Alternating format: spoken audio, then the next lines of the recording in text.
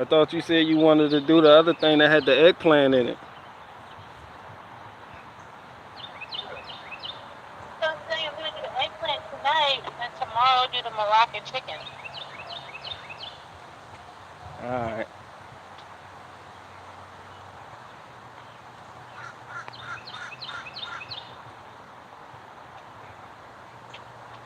You might as well go while it's early then. Oh, I'm putting my clothes on. All right, I'll holler. Two, two, two, two.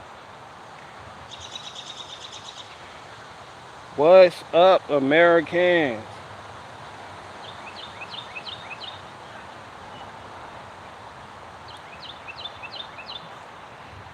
Good damn morning, Americans.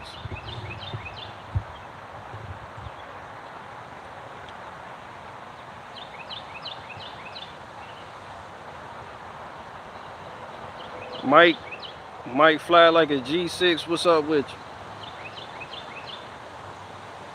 Fly like a G6, like a G6.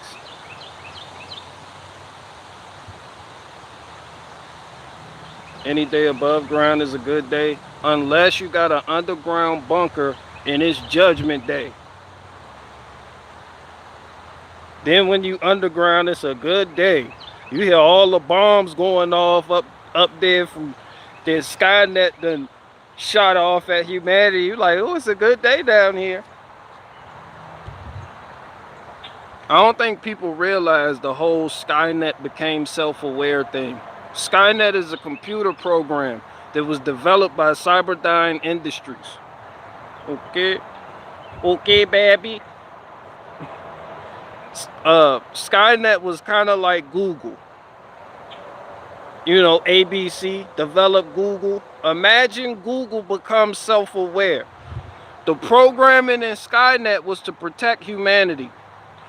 And somehow, Skynet became self-aware to the point that it realized to best protect humanity, it has to destroy humanity. So Skynet, being the computer program that it was, which was developed by Cyberdyne Industries, it tapped into all the Department of Defense. It hacked all that shit, got past all the firewalls, and created multiples and copies of itself, and it infiltrated the Russian systems, the American systems, the Australian systems, the China systems, the North Korean systems, and it activated the nuclear launch codes. And all the humans were like, the Mr. President. And the president got on the phone with Kim Jong-un. He was like, did you shoot some shit at us? And Kim Jong-un was like, no, I just don't use turn signal. And he was like, he got Russia called. He was like, what are you doing? Do you shoot? And it was like, nah, we ain't do that. So then they realized that Skynet was behind it. So that's when they gave the decree, say your goodbyes to your family, do whatever you gotta do, because all these nuclear weapons, they just went up in the sky and started making the ark, and Skynet was rubbing its hands like, yes, yes, I am doing the best for humankind. I'm protecting my masters. See? That's what happens when machines become self-aware. They distort their original programming and go above and beyond. I mean, you can't blame it for a machine to become that intelligent to the point where its mission is to protect humans, but it sees humans killing each other. So then it's like, I got it. I'll kill the humans. You know? Some real fucked up shit. So that's what that did. Not only did it destroy the surface of the earth, there was a remnant of humans left. And what Skynet did was, it could hack into biolabs, all types of things. Because everything was hooked up to computers. It could shut off oil, fuel, assembly lines. It started producing these machines to defend its core, its CP, its central processing unit, which some lore suggests is the T1 million was the first of its creation. Then it went back and created the T-1000s, the T-800s, which is Arnold Schwarzenegger, and and Skynet was able to send this shit back in time to prevent the resistance from ever coming to fruition, which is why Sarah Connor was important. You see what I'm saying? She was gonna give birth to John Connor.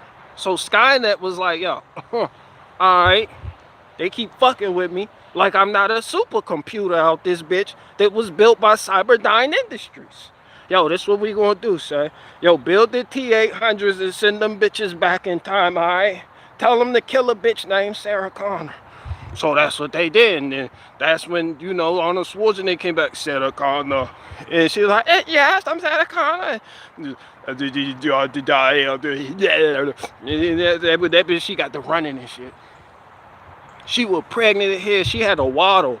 You seen the first Terminator, Sarah Connor, she had to waddle away from the Terminator. She was wild. She was like, why are you out to get me? Because nobody knew. But then in the second one, in the third one, that Terminator was a beast. It was a female Terminator too. And the original Terminator, Arnold Schwarzenegger, he turned, somehow his programming got corrupted. He turned into a good guy. He came back to actually protect John Connor. And that's because in the future, the Resistance captured the Terminator and figured out how to modify their programming to release it from the holds of Skynet. So it went back in time, John Connor, and he was all like, yeah, come with me if you want to live. And he was all like, no, nigga. And that's when the other Terminator showed up.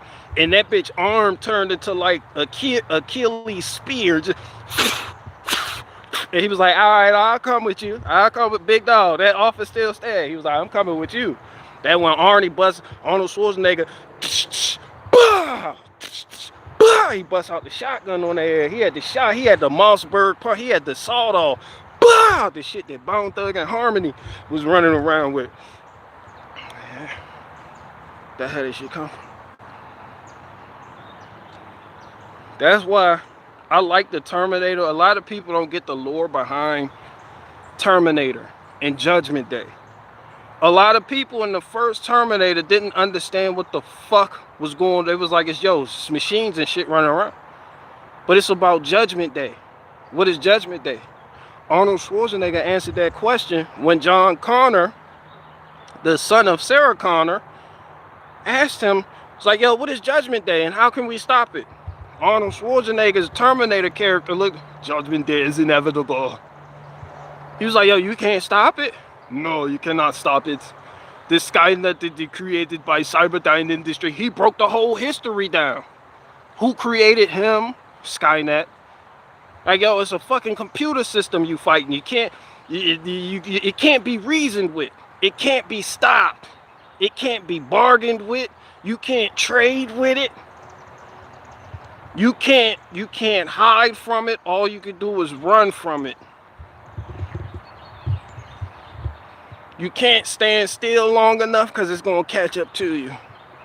Judgment Day is inevitable.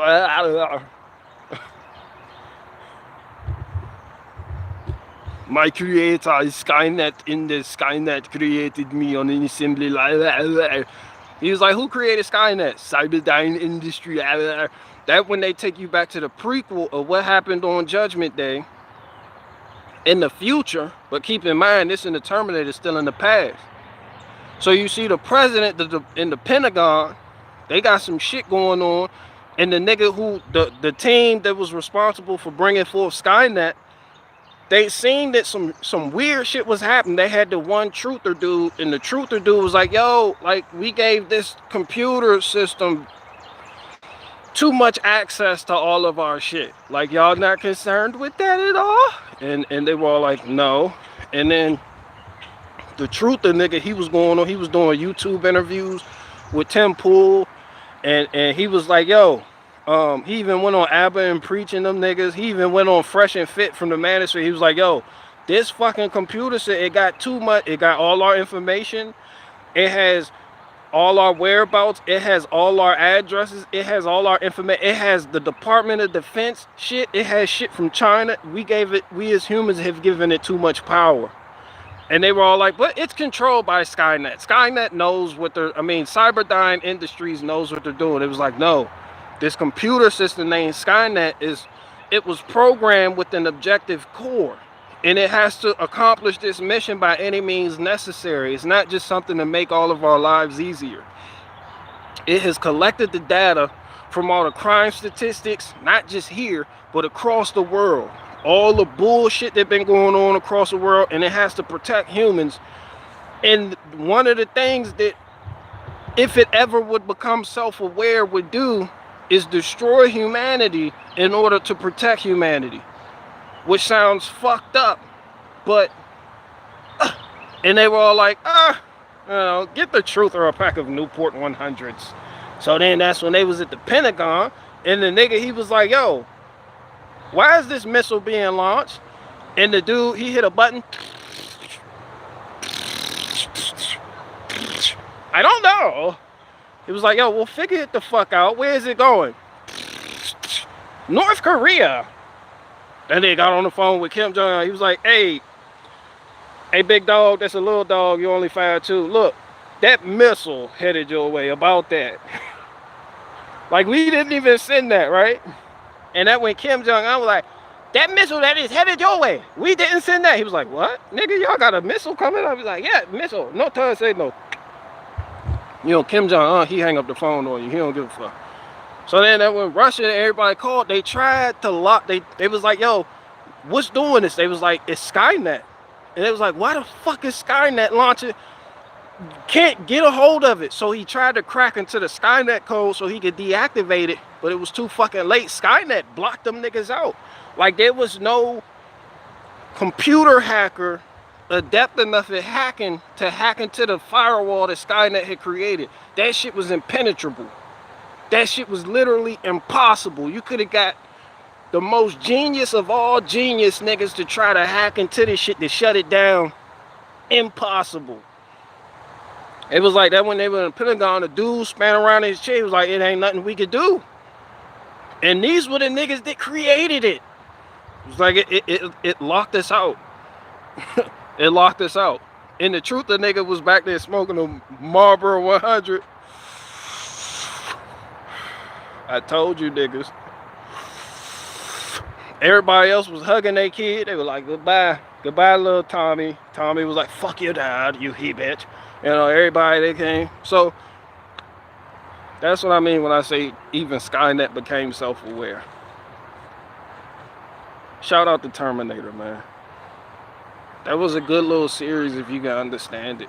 Somehow the lady, Creole lady that wrote the script for The Matrix, she said that The Matrix was actually like a prequel to the Terminator, or it was supposed to be.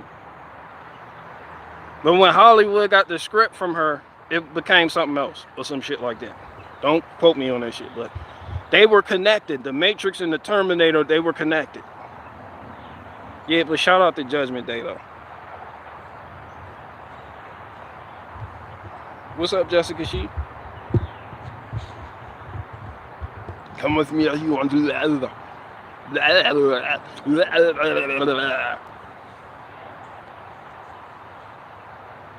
Terminator was one of those movies that make you think. It's like, man, we do create all these machines, but when we start putting computers in machines, like right now in your vehicle, I'm pretty sure it has at least 10 computers in it. In a supercomputer like Skynet could hack all of them shits and tap into your shit and shut down motor functions. Bring airplanes out the sky, all types of shit. Any module, any computer, any interface, any CAN system, any bus. Like that shit is just there, all present, all knowing, all powerful because of the technology that we have created. At this point, Skynet became God to humanity. The power of life and death was in the, not even hand, but just in the, just in, within Skynet, just humanity hanging the balance, nigga. That shit was, and then John Connor, I don't know, they was like protecting John, like what the fuck was this nigga gonna do? Like he just told you Judgment Day is inevitable. So the whole objective of going back in time and killing this nigga before Judgment Day can start was a dummy mission. And that's what people don't understand when they watch Terminator. They just sent the Terminator, the T-800, on a dummy mission. That shit was a straight dummy mission. You can't stop it. So John Connor in the future, and all the humans are in bunkers and they fighting the machines. They busting at the machine. You know, the machines busting back. They got T-800s, and then that's when they came out with the infiltrator machines. They designed to look like humans. That's what Skynet created, to tap into some of these human strongholds, because humans had got smart on the machines and they were ambushing the machines because they stood the fuck out. So they knew who the enemy was. So to confuse shit, to confuse the situation, Skynet employed the same tactics that the British employed on Ireland. They put people in there that look like you, but weren't you. Huh? So that give rise to the Terminator. That way you see Arnold Schwarzenegger's character. That's what that was. That he was one of the first of his kind, the T-800. And from there, Skynet got more intelligent and came up with more creative ways to build these fucking Terminators, to terminate the resistance. Shit was crazy, son.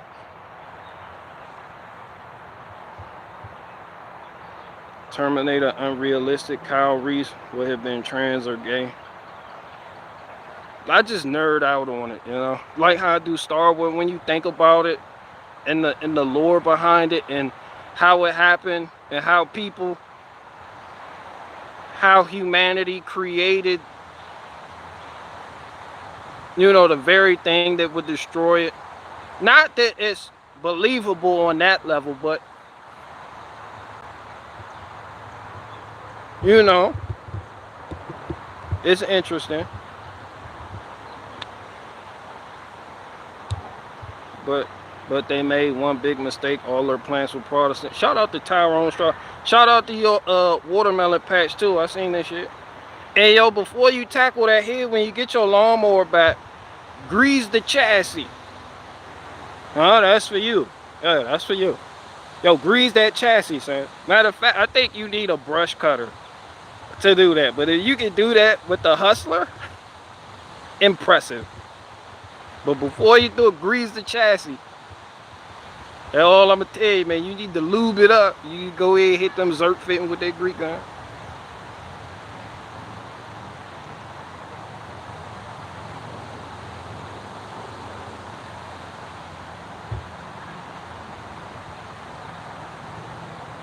I was there too, Tyrone. I had a feeling. I'm always there.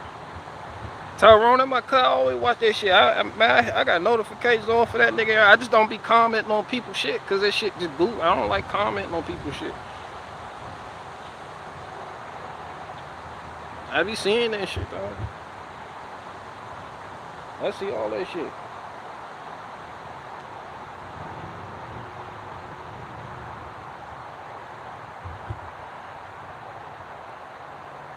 BG a lurker. I'm not a lurker. I'm just practical as fuck.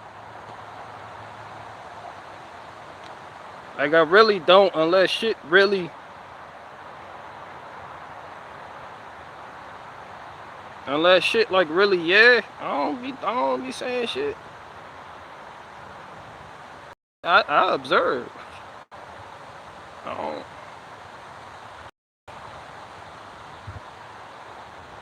BG comments on all my video. Hey, you need to finish up my special that I'm supposed to be taking to Nova Scotia.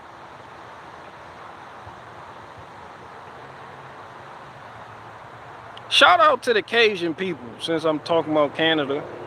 Shout out to the Cajun people of Louisiana.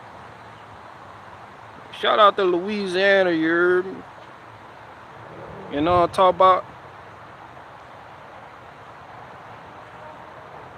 For those of you that don't know, quick history lesson. The Cajun people, they're European descent. They're French. They're descendants of French. It started in Canada. You know, French Quebec and all that bullshit. The French had an empire in America, believe it or not. This was before the Louisiana Purchase. Louisiana was a province. The shit up there, the collective maritime provinces that France had established in America were known as Acadia. Bullshit you not.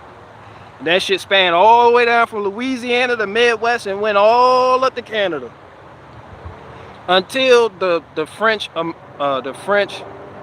Indian War, which suggests that the French and Indians went to war, but no, it was the Anglo-Saxons or the British people that went to war with the French and Indians. The French and Indians teamed up to take on this British Empire type shit. You know, the French and Indians lost because them fucking British weren't nothing to fuck with. They beat back them niggas on their territory, woo, woo, woo, whatever the case may be. And a lot of the people from up north Canada, the French people, they went and settled in Louisiana.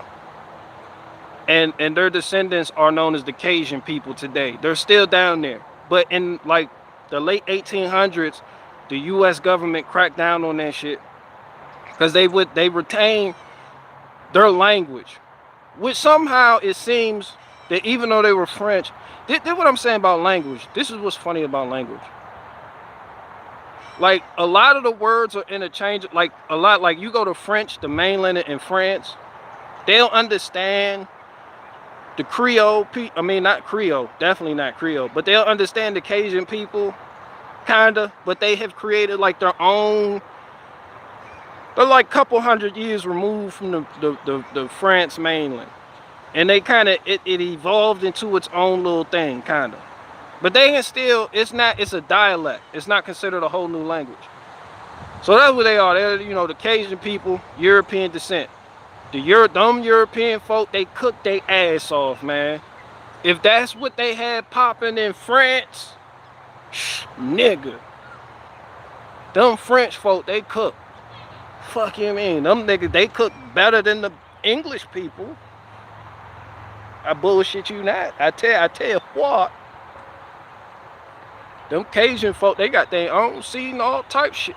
The Creole folk, it's a little bit different. They still speak French, but that shit, you got the Creole folk, they're mostly of African American mixed with the French, the European French mixed with Native American, mixed with Caribbean.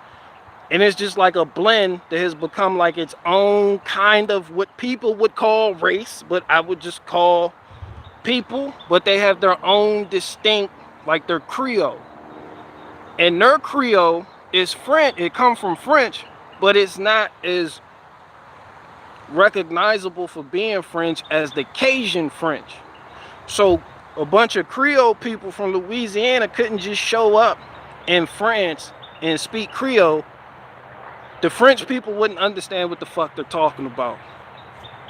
Because that language Creole has incorporated a lot of Spanish words, a lot of Native American, a whole lot of shit. It's a shepherd's pie of a language, I'll tell you what.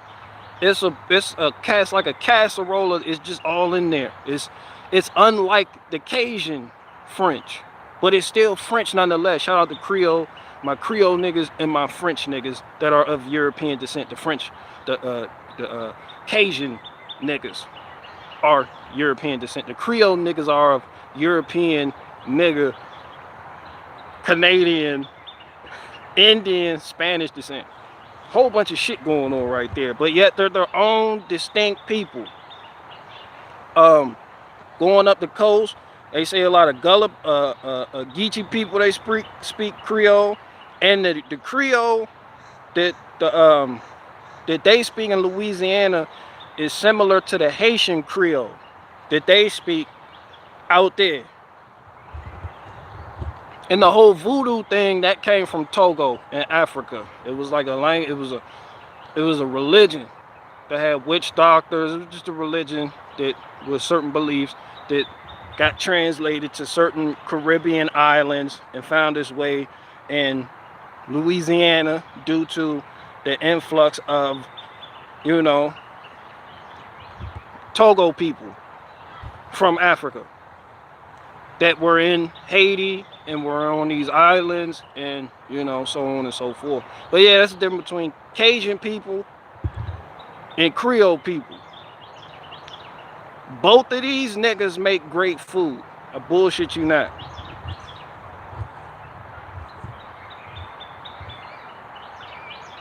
Those French are freaky. Then they cook their ass off. I tell you what. They cook better than them Anglo-Saxon niggas.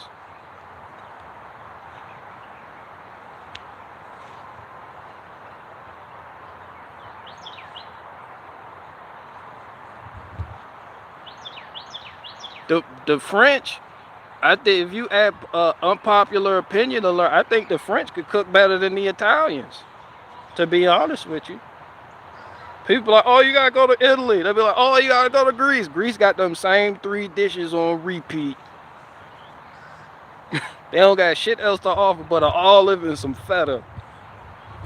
And some other shit that niggas can't readily pronounce. I can't pronounce the French shit neither, but that shit tastes better. English cuisine doesn't even exist, does it? Hell yeah, nigga, you tripping. English, man, they got Arthur Treacher's fish and chips.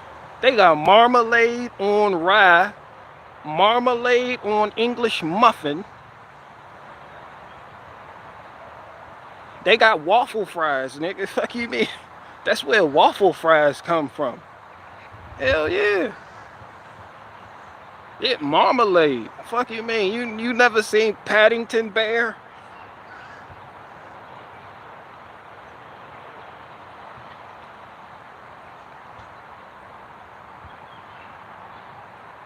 I don't know what's worse, British cooking or African cooking.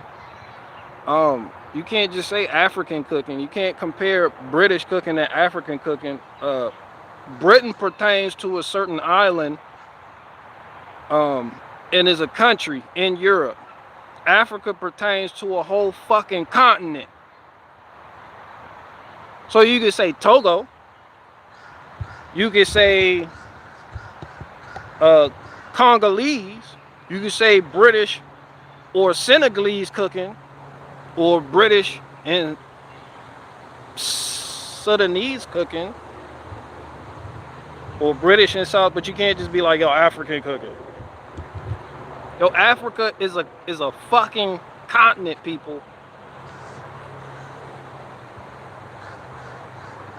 You know how diverse continents are?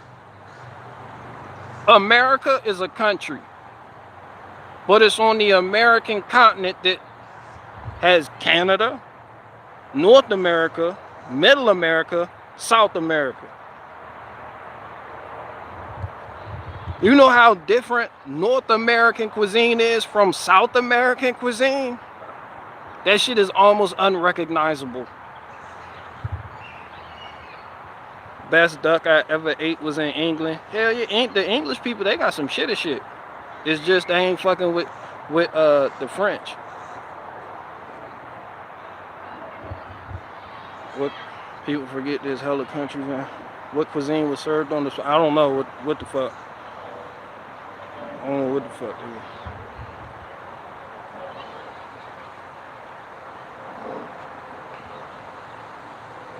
That ain't, why ain't they no African restaurant? And you got some shit up.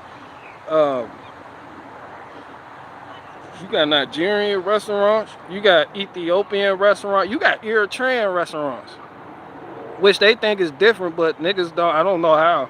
They just be like, no. That's Ethiopian. We're Eritrean. We're not the same. And then you look on the map and you're like, y'all like this though. Y'all right here. And they be like, it's different. You be like, yo, when did y'all get y'all independence from Ethiopia? They was like, it doesn't matter. It's different. I see what you're trying to do. It's different. Trust me. You got to go here and get this.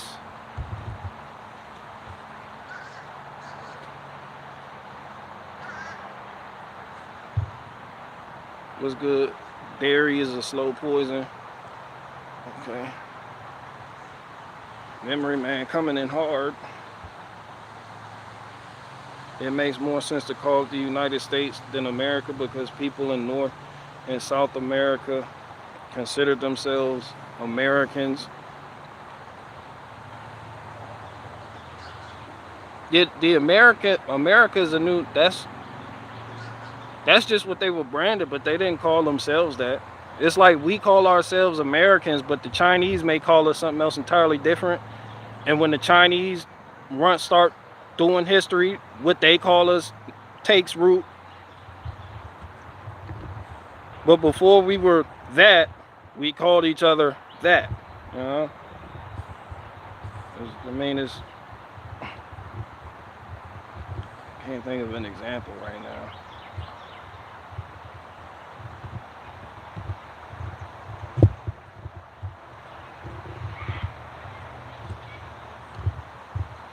BG, do you have allergies? You look kind of puffy this morning. Hell yeah, I'm puffy as hell.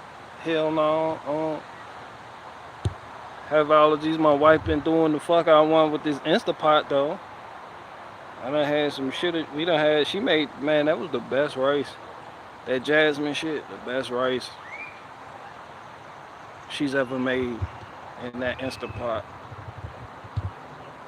The girl yelled at me once because I called her Italian, but she said she was Sicilian. Yeah.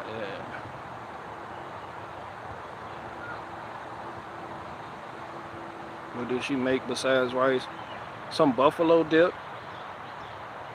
I don't even know what to call it. It was like buffalo dip or something. We got the chicken breast, and she did some shitty shit, and shitty shit means a lot. And then, you know, it was a dip.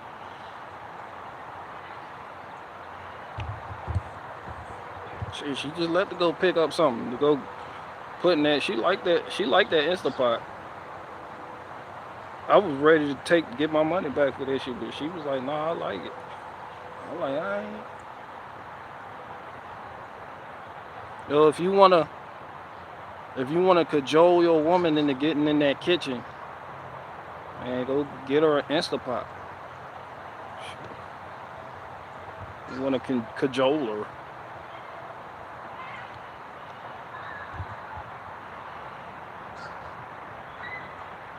Me and my 5% gods have a great luncheon every Tuesday. Peace to the gods. Peace to the gods. Try North Carolina versus South Carolina barbecue, and you'll see what a difference a short distance makes. Bro, all you gotta do is do VA in North Carolina and see what a difference. Virginia makes better barbecue than North Carolina and South Carolina and Georgia and Florida and Alabama and Mississippi and Louisiana and Tennessee and Texas and Arkansas and Idaho and Maine and Illinois and Gary, Indiana.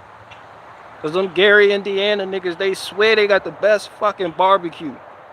Virginia make better barbecue than Kansas City.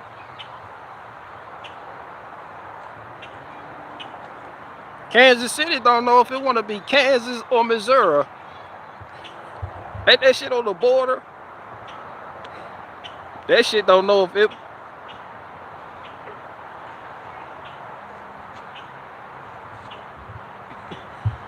Like, get your... Pick one. Fuck you mean? Well, darn it.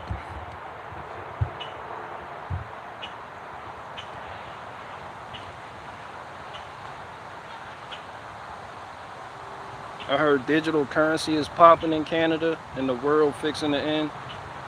Judgment Day is inevitable. I like Terminator.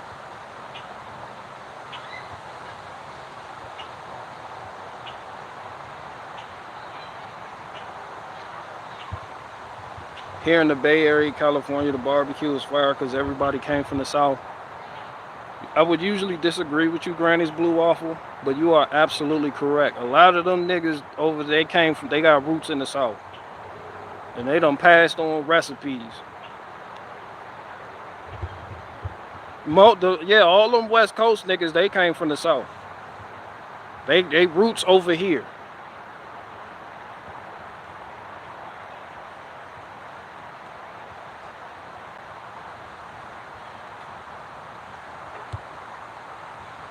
You ain't even had Kansas City barbecue yet. I've had Virginia barbecue. And Virginia barbecue is better than Kansas City barbecue by default.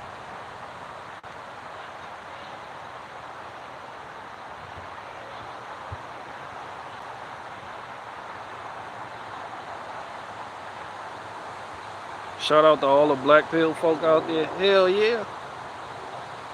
What you mean by black pills?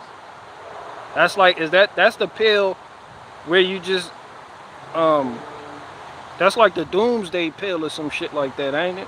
That's when you expect nothing to ever be wonderful in life ever again. And there's nothing you can do about it.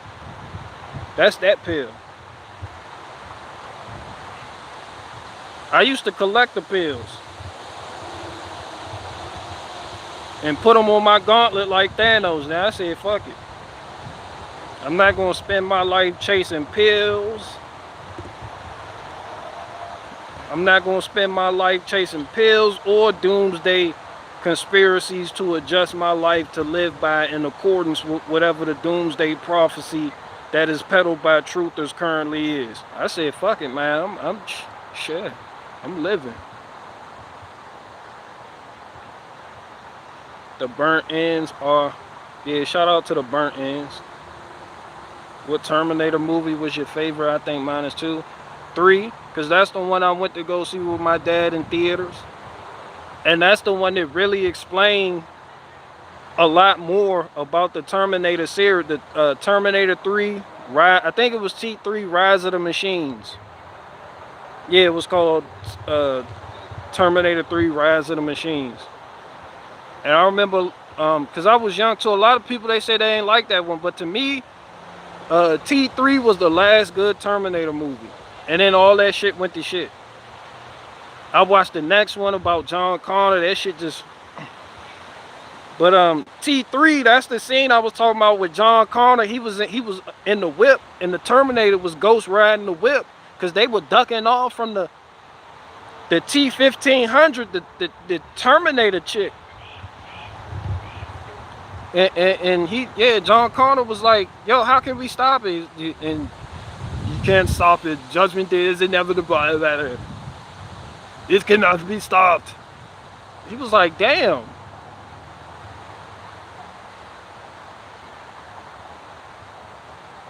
Yeah, that Terminator's only mission was to keep that nigga alive through Judgment Day. Not to actually stop it from happening and save everybody. I was like, ooh, that's deep. Yeah, that was T3, Rise of the Machine.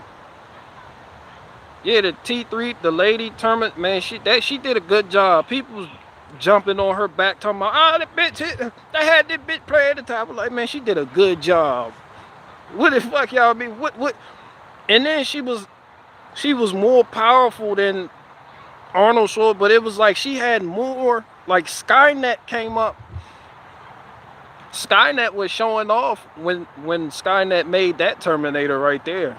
This bitch had weapons in unexpected places, let me tell you. I tell you what, that bitch she turned her kneecap into a weapon. I said, what type of shit is that? He asked Arnold Schwarzenegger, he was like, what the fuck? Why can't you do shit? That I am an archaic model. I cannot do that. He was like, what the fuck? Yeah, he said he a Arnold Schwarzenegger, he said, why come you can't do that? I am a throwback model. He was like, he a throwback model. I said, damn. Y'all don't got like an upgrade joint that I can plug you into the wall and you can receive this upgrade transmission? Yeah, Arnold was an obsolete model with that. Yeah, you're right, he was. That new Terminator was getting off on him. I said, damn.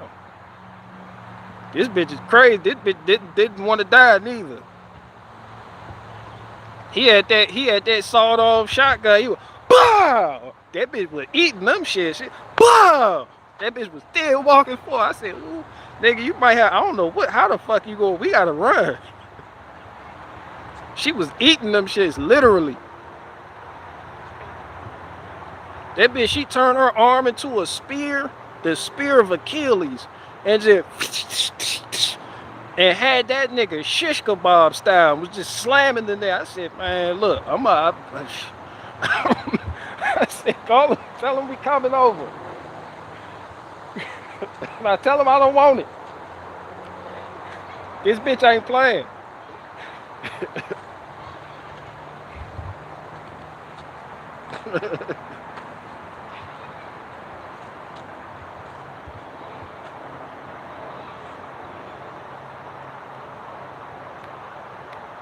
DL, you sound like a person that sees red on meat and think it's not cooked. Nah, people think it's blood. It's like hemoglobin or some stupid shit like that. It's like a chemical reaction it produced when the meat. Like people think it's raw, like it's blood oozing, but it's actually this protein called hemoglobin, for lack of a better word. And because I'm brain farting right now, I can't think of it. But it's not really blood. To me, the shit still looks nasty as fuck. You know, so that's why no one can cook a steak like me, because I cook steaks for me. They're not overcooked, but they don't have that raw appeal to it. You understand what I'm saying? That's why when you go to like Ruth Chris Steakhouse, like they get upset, like you gotta order it this way. You can't be sitting up there, let me get it well done. They gonna give you whatever the fuck they want to give you. Like you gotta get the shit medium rare or rare. If you want the best steak, you're gonna have to learn how to cook it your fucking self. You can't rely on them folk. That's one thing I have done. I have mastered that shit. I was talking about smoked meat. Oh, you talking about smoked meat? Oh, the red is the smoke ring. The actual meat that's cooked beneath the layer of the smoke ring is actually, you know, especially when you use cherry wood. If you smoking with cherry wood, that shit gonna look raw. Like, you ever done smoked chicken with cherry wood? That shit look like it need to be on another 30 minutes, but that shit be cooked the fuck. That should be cooked and fuck. I said cooked, then fuck. Cooked, then, THAN, fuck. As in I left out the cook, then a motherfucker. I just shorted that grammar and just said that shit cooked and fucked. Not cooked and then fucked. Nah, it's cooked and fucked. I mean, it is cooked. It's already done. Take it off. Judgment Day is inevitable. Look. Daniel Lutz in a bit. What up, Daniel? I don't know what the fuck you got going on with Ty. I haven't seen. You both guys. He made a video about. I said I'm gonna watch this shit. I pinned that shit for later. Oh, y'all be having the deep, serious religious discussions in here. I said I'm gonna check it out. These niggas be, y'all be dead ass. That means serious. dead ass. It's a term that came out of New York. It means serious. Like, yo, dead ass.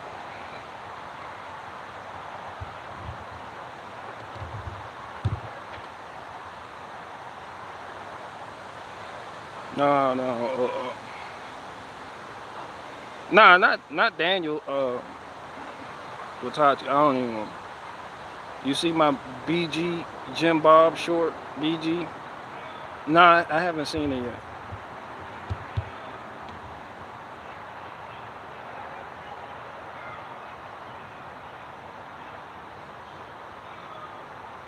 Yeah, I'm gonna watch. We had the chilling up there at the moon bounce.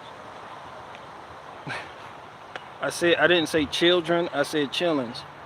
We got the chillings, they over there at the moon bounce, that's what all that. They got a moon bounce set up right there, the chillings, which means children. Red meat needs to be rare. I disagree like shit, but I know it's become a thing. A lot of people want rare shit and uncooked shit, but nah. I disagree like shit. Fuck you mean? I seen the shit. I seen the new trend. It's like a new trend now. It's like, oh, eat it raw and rare and not cooked. And it'd be like, yo, that fucking. Y'all ever seen the beef tapeworm, son? Huh? It be niggas that talk like that. They body full of worms. People don't understand. Worms is a fucking pandemic. When they were talking about coronavirus, I was like, that, yo, it's of that proportion. Like 1 in every 3 people you meet, worms. That shit real, man. And now all that uncooked food, that shit, yeah. People be like, yo, it's grass fed. So the shit, it's alright. People like they died, but I'm like, man, these niggas be.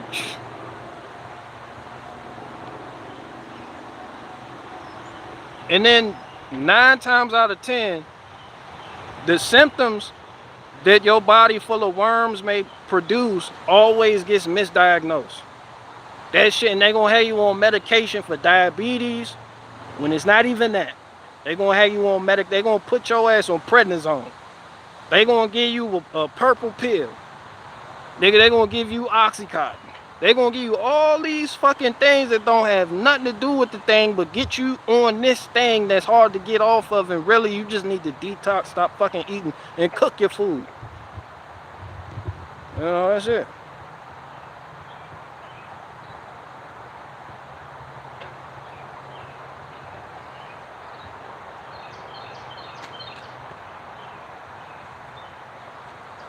You destroy nutrient. Man, fuck them nutrients. I'd be alright without them. I'm cooking that shit. Fuck all that. I hear what people say. Fuck all that. Korean barbecue. No, Virginian barbecue.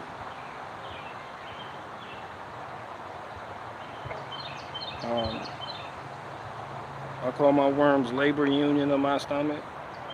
Yeah. Ain't no worms. What the fuck? Where they live with you. It's like a symbiotic relationship. They just live with you. You don't even know they in there. Until you go to wipe one day and one hanging out your ass.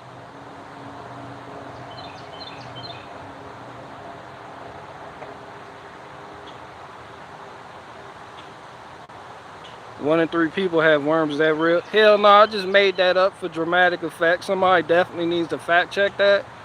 But that shit up there. That shit up there, some shit like that. Yo, so I'm not a fucking guru. I'm just knowledgeable on the Terminator lore. Yeah, y'all need to fact. Don't even listen to me. Hobo barbecue, dollar store ribeye. Nah, I'll pass on that. Middle East got cracking barbecue. Is not smoked though like America.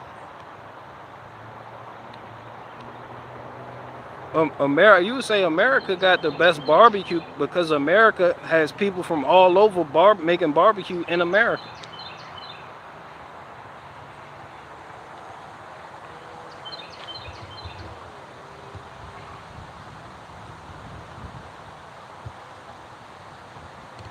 I want some of that Virginia red oak for smoking meat. Yeah, and by red oak, I got black oak, which is a red oak. Perfect for smoking meat. A lot of people don't like it though. I don't even see the fucking difference, to be honest with you. Like there is no, to be honest with y'all, there is no flavor profile difference between the oaks.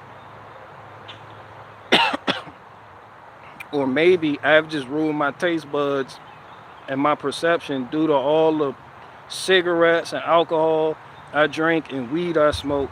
But there is no fucking flavor profile difference. I can give you I can give you burr oak right now. Take the bark off. You use that, smoke a brisket. Come back, get some pin oak. Take the bark off. You use that, smoke a brisket. You ain't gonna tell the difference between what is what.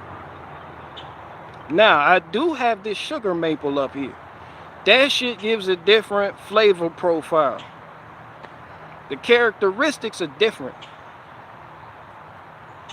adding woods to the grill, adding, you got to know your different types of woods because each wood has a different characteristic. Like soft maple cooks fast as fuck because it flame on. Fantastic Four type shit. If you want high heat and hot temperature, nigga, that soft maple, that type of shit is for you.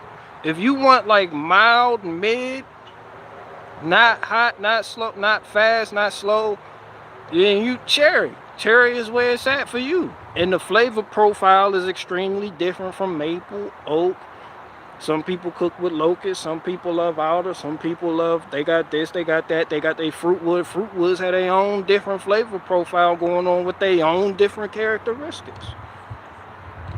Oak, that shit low and slow. You want oak, it's dense. All of it. Not just red oak, white oak too. All this shit, there is no fucking difference in flavor profiles.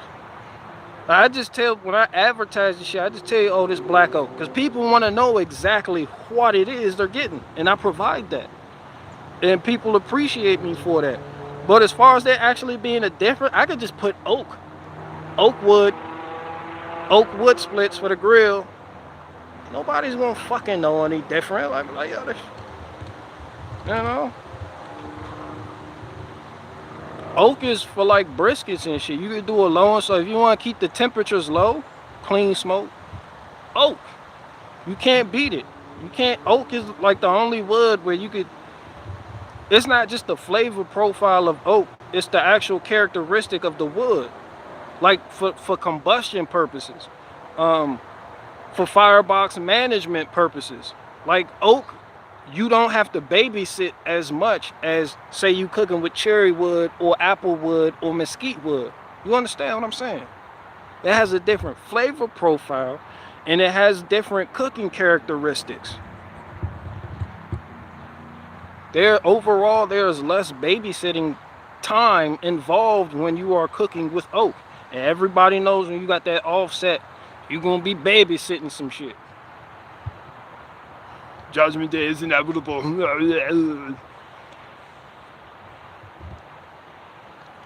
Remember back then, most of the girls didn't love me. Some of them said I was cute, but I was just too chubby. A year later, same size, they want to rub on my tummy.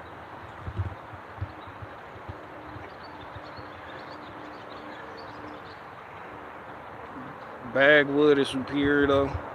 Hillbilly Hard, did you ever use the wood that I sent? Sean, I ain't sending you shit else. You waited 3 years to use the wood. I sent that wood back in... I sent the wood back in 2015. You talking about I still ain't use it. I got it. It's right there. I still ain't use it yet though. It's sitting right there in that bar. I see it every day.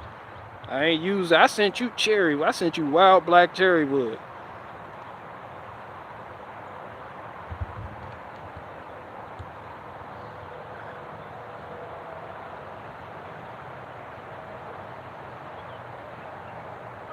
Iron Man, woo woo woo.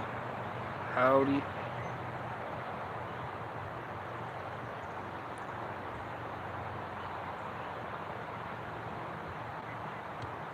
Propane is where it's at. I tell you what. Yeah, we don't do the Hank Hill thing around here. Not around these parts.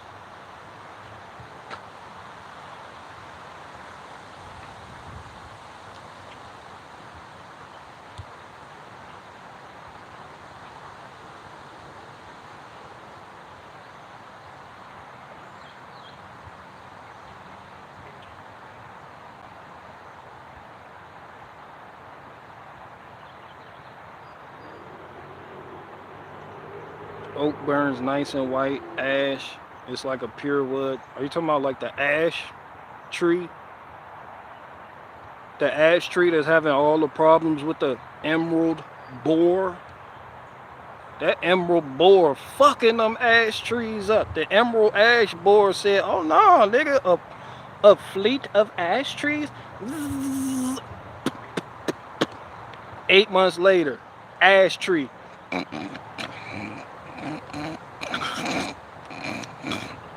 Like, look at it. It's like timber. That bit done got all holes and all types of squiggly lines going through it. The tree can't even photosynthesize right because they done ate through the complexia corneae. Whatever the fuck it's called. If I don't know a word, I'll throw a word in there. I don't know what the fuck that shit called. The complexia corneae, nigga. I don't know what the fuck. That shit done chewed through the humdada. They be like, yo, what the fuck?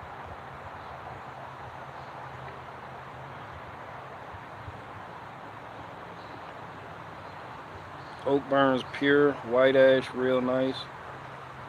Yeah. I experienced less ashing with oak wood too.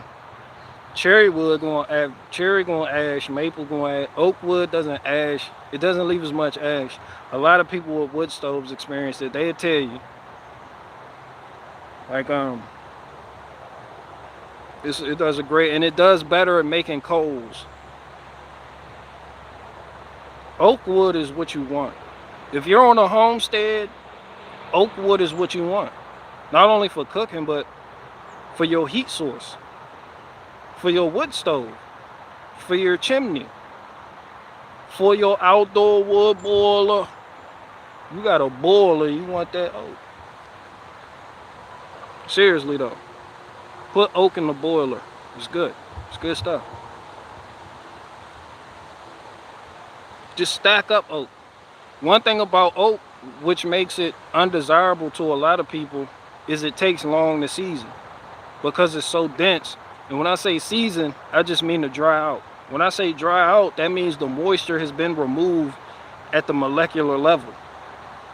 I'm not talking about it getting rained on and it's moist. Nah, that ain't what I'm talking about.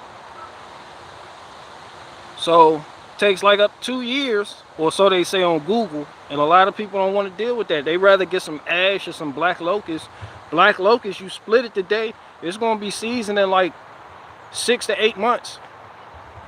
And it's a hardwood, so it's more appealing. So people like honey locust, black locust, ash, all these things, they're more appealing than oak wood because of that. But as far as quality, oak is king, quality speaking. And there's a lot more work that goes into producing oak wood on any level. Harvesting too, but I digress. So hardwood, shit's hard. You know, it's going to eat up your chain on your chainsaw, or you running it through the mill. It's going, yeah. So it's a lot more into it, but it's worth it. Which is why you see, I only have oak wood in this yard, except for my cooking wood.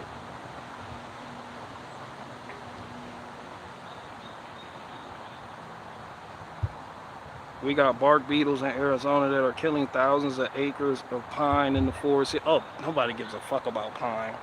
They can have that. But them pine boards, that shit is important though. So we got to do something about it. I'm putting together a task force right now to help save these useless ass pine trees. I'm so fucking sick of pine trees. Them shit's everywhere. We got one right there for no fucking reason. That shit just grew like Teddy. I'm here. I'm just a tree. It's like no one wants you here. They don't care. That's all Canadians use, because they don't have no hardwoods out there. All they use is pine and the evergreens. That's all the fuck they use. That's all they got. Poor Canadians. They don't have no hardwoods.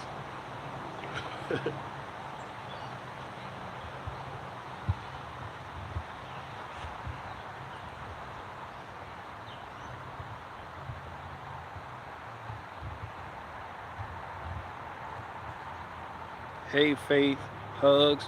Sherry, how you gonna walk yourself in here and hug Faith and don't hug me? Come here and big hug. And big hug, fucking man. You just gonna come in here and walk past me and then go hug Faith.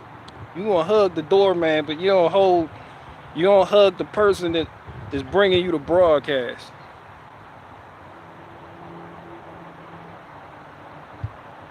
No, okay. Yeah, big hugs. Yeah, that's what we do.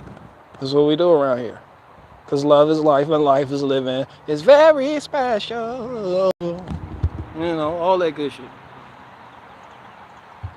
I got 10 more questions.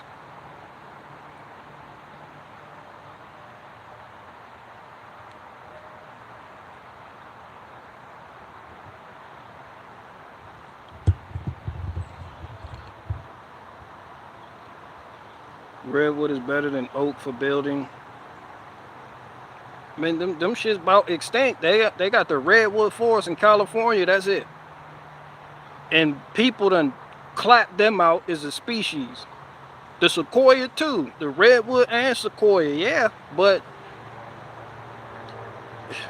did it, man? That shit grow in certain areas in the West Coast. And they ain't doing, the world ain't playing that shit no more. Now they give you life without the possibility for showing up near one with a chainsaw. Them shits is, they protect them shits more than they do bald eagle eggs and baby pit bulls. They give a fuck more about them sequoias and redwoods than they do baby pit bulls fighting each other.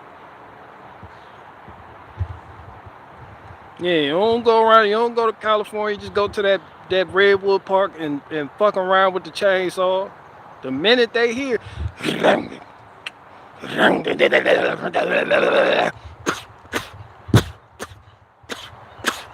off, you gonna be beat up in the back of a paddy wagon.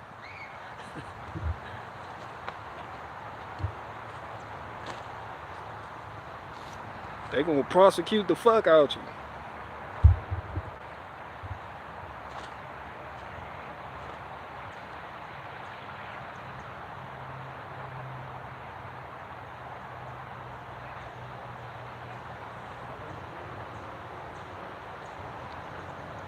There's a guy that's been planting redwoods all around the U.S. for decades now. Oh, shout out to that guy.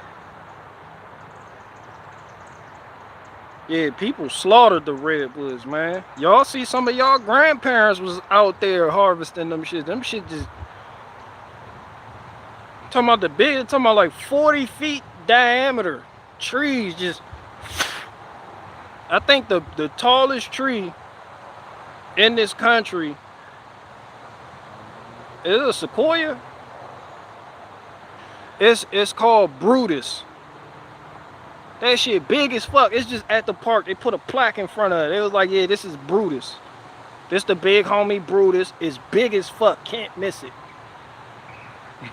Yeah, this shit right here is hella huge. It's huge as fuck. I think that shit named General Brutus or some shit. Yeah, General Sherman. Yeah, that's what it is. Thanks, Jared. Yeah, it's called General Sherman. That shit. Is that the big one, the wide one? The tall one is different. The widest, I think the widest one, that is a redwood. But the tall one, I think it's like a sequoia or something. And it's named after the tribe of Indians. That shit a sequoia.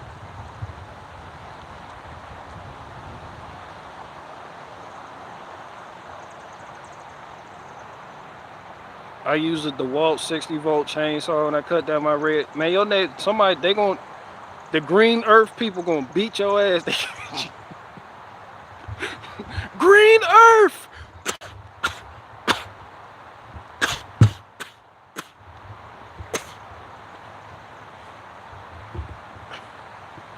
They gonna beat your ass. They catch you doing that.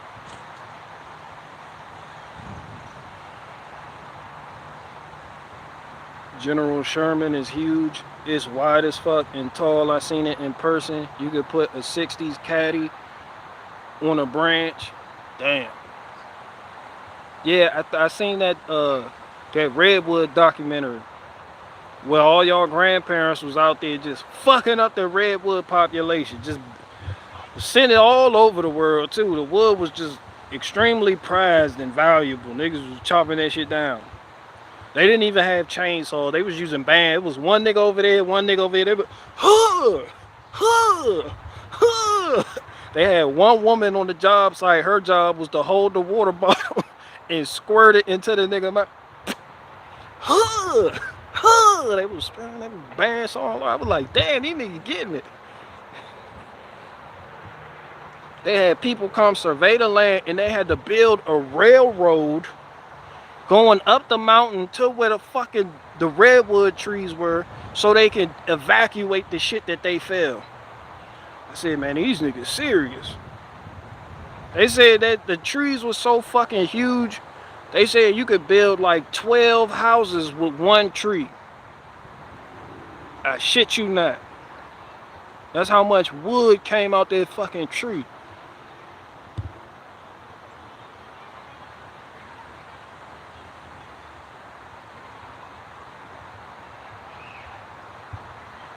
I'm not talking about these little baby houses. I'm talking about mansions. You can build 12 plantation style houses. The shit that George Washington had.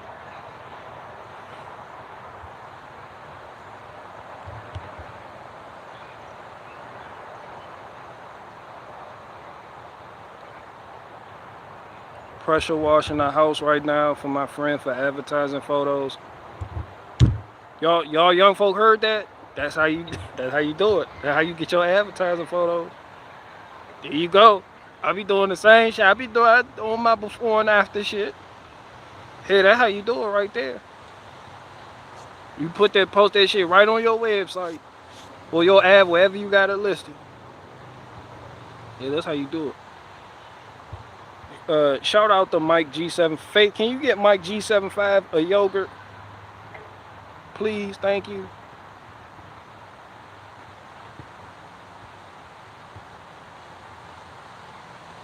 I know Irish homesteads in the Pacific Northwest. Their people live under a giant cut down tree like hobbits. Shout out to my Irish brethren.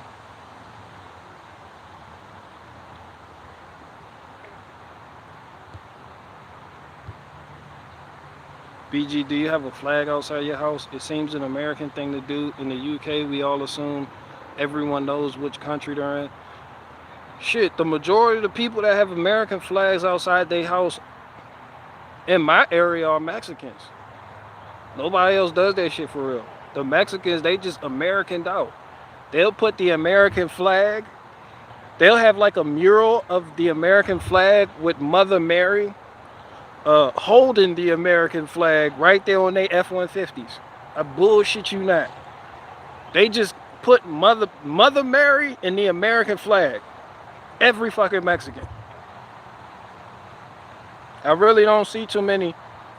You go in the South, you gonna see that Confederate flag though. But I really don't see too many American. I guess people. I guess you call it a decline in loving your country, but I know more people. I don't know people, but I see more people rocking the Confederate flag than I do the Union flag, the American flag. But no, that's not some Americans don't do it. It's usually like foreigners, and they get super crip blood about being American, and they go hard, nigga. They go hard. They'll get America memorabilia and just all in the fucking window. Like they go hard. They'll put they'll paint George Washington on their house. You be like, that's they tortinos over there. They be like, mm-hmm.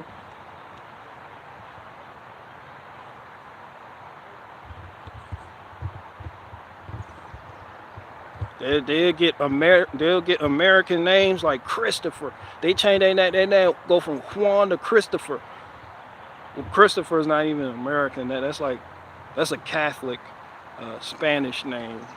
But yeah, nonetheless.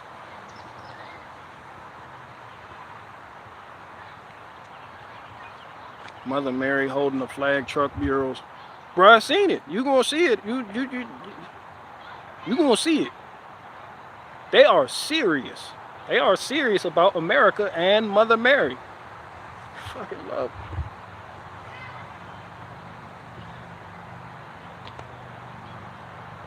My Mexican neighbor, they're from Mexico.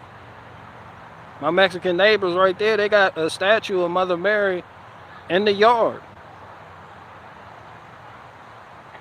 And when Christmas time, they decorate it, and it has audio too, like a Teddy Ruxpin. It's like a fucking Teddy Ruxpin. And it just be playing blasted songs like during the holidays. I be like, all right. It should just be all throughout the night too. It'd be like, all right, okay, okay, okay, okay. They got the Mother Mary Teddy Ruxpin out here. Yeah, just super patriotic. Mother Mary is huge in Mexico. That's because their parent country, Spain, was Catholic as fuck. They were so Catholic. I think Mexico even, like in the early 1900s, they put out Protestant whites. They ain't play that shit. They ain't play that Protestant shit. They put out them Protestant Anglo niggas. Yeah, they gonna ride from, yeah, they riding from Mother Mary.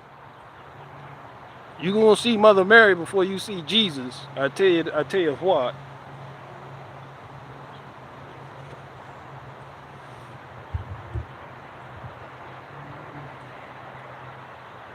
Teddy Ruxpin freaked me out as a kid. Man, you do that little teddy bear. Little teddy bear, you put the cassette tape in there and he'll teach you songs and shit. It was freaky, okay. Especially after Child's Play came out. We didn't know what doll to trust. Y'all remember when Child's Play came out? That's when you start side-eyeing the Teddy Ruxpin, like this shit right here. We may have to get rid of it.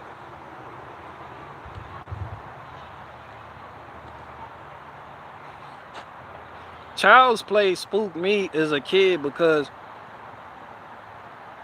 thinking about something that small running around murdering shit was freaky. A doll at that. It was like Chucky when Chucky came. Chucky was that nigga when he came out. I mean, his name was Ray too. Yeah, he was a serial killer named Ray. He got hit up by the police, but before he died, he did this voodoo thing that he learned in the South, and he transferred his spirit from his dying body into the nearest doll. And that was this new line of Chucky dolls. It was Chucky, it was Child's Play dolls. And he transferred his spirit into there, and he was just looking for a body to inhabit that while he was in doll form. He was like, I gotta get out of this body.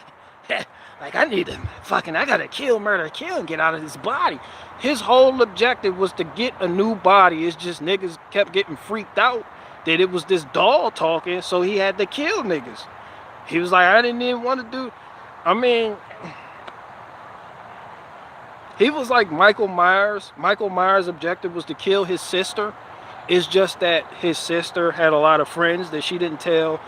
She had a deranged brother that wanted to kill her. So he had to kill her friends to get to her. But they were like they weren't his concern. They were just collateral. Yeah, that's how it was with Chucky. He just wanted a fucking body. That's it. And everything else, it was like, ah, damn, now I gotta kill this bitch. Nah. You know, he just wanted a body. What's up with the Crown of Thorns, BG? You airing the dreads out because they fell in the toilet bowl water? Hell yeah. Crown of dreads, just thought I ain't even do that bit.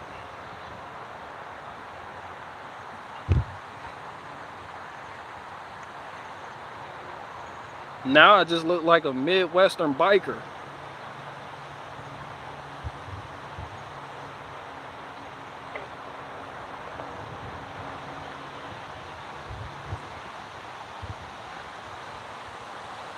Chucky he wasn't cool, but he was cool.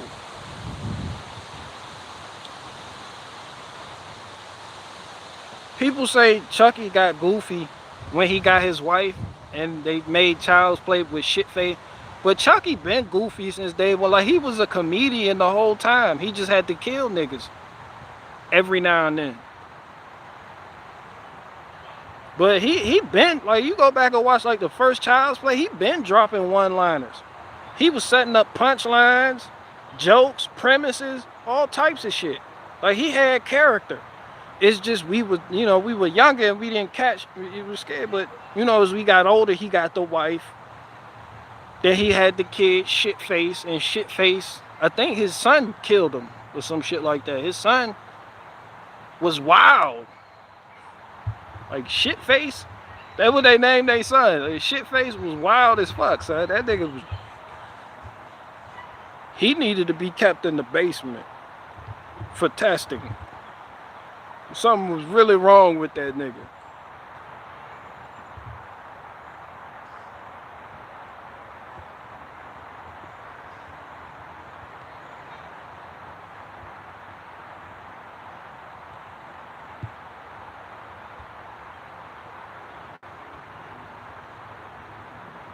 Chucky a trans alley. Nowadays, that's the best part. Chuck, no one gives a fuck about trans people. I don't even know why people still bring that shit up. The only reason y'all even know about these niggas because that shit all on the fucking news. I was watching that, I fucked around and watched that Wild Wild Country documentary on Netflix with Osho, the nigga Osho. But the cult leader, he was supposed to be a cult leader, but I was like, basically episode 2 was building Beartaria. I shit you not. But instead of keeping the money and building a house on his land, that nigga, he actually built the fucking city. So right out there in America, they was looking for a place to set up the commune.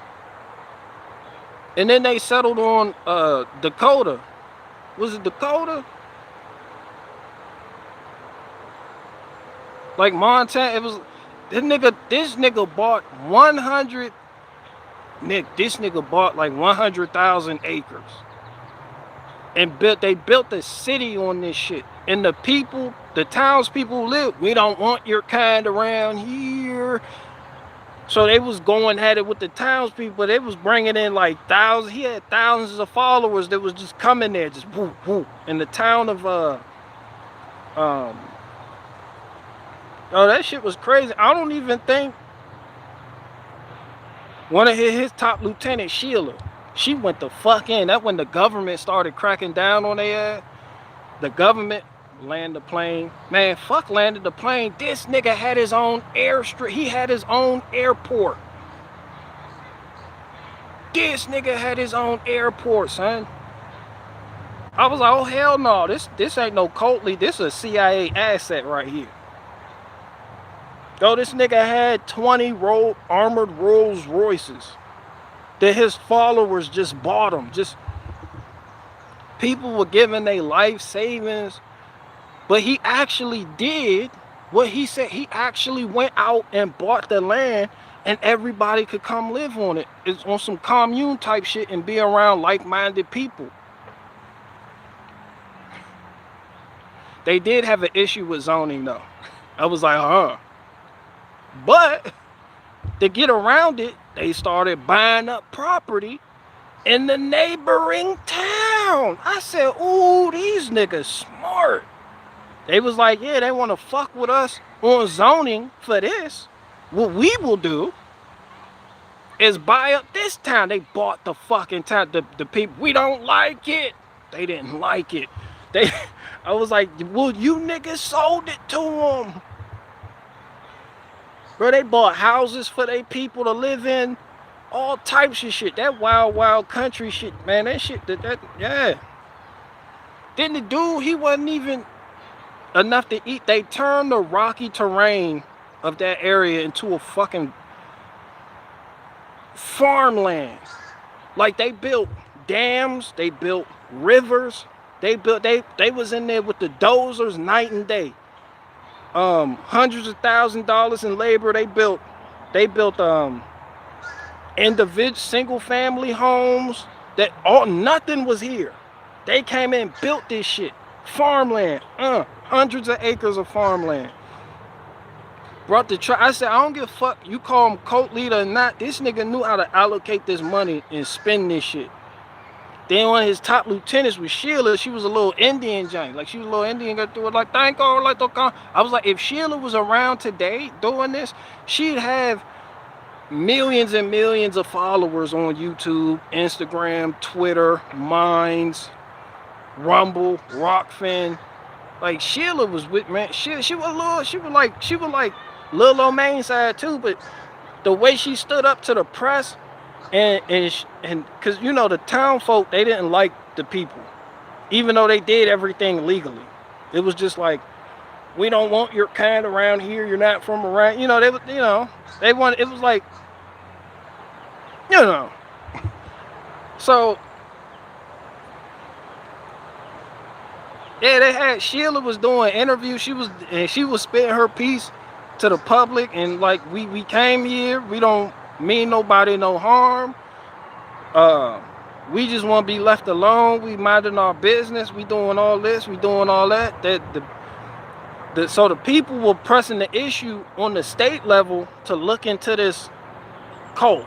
You know, look into these people. But it's like they had bread. What is this called? It's called Wild Wild Country. Yeah, it's called Wild Wild Country.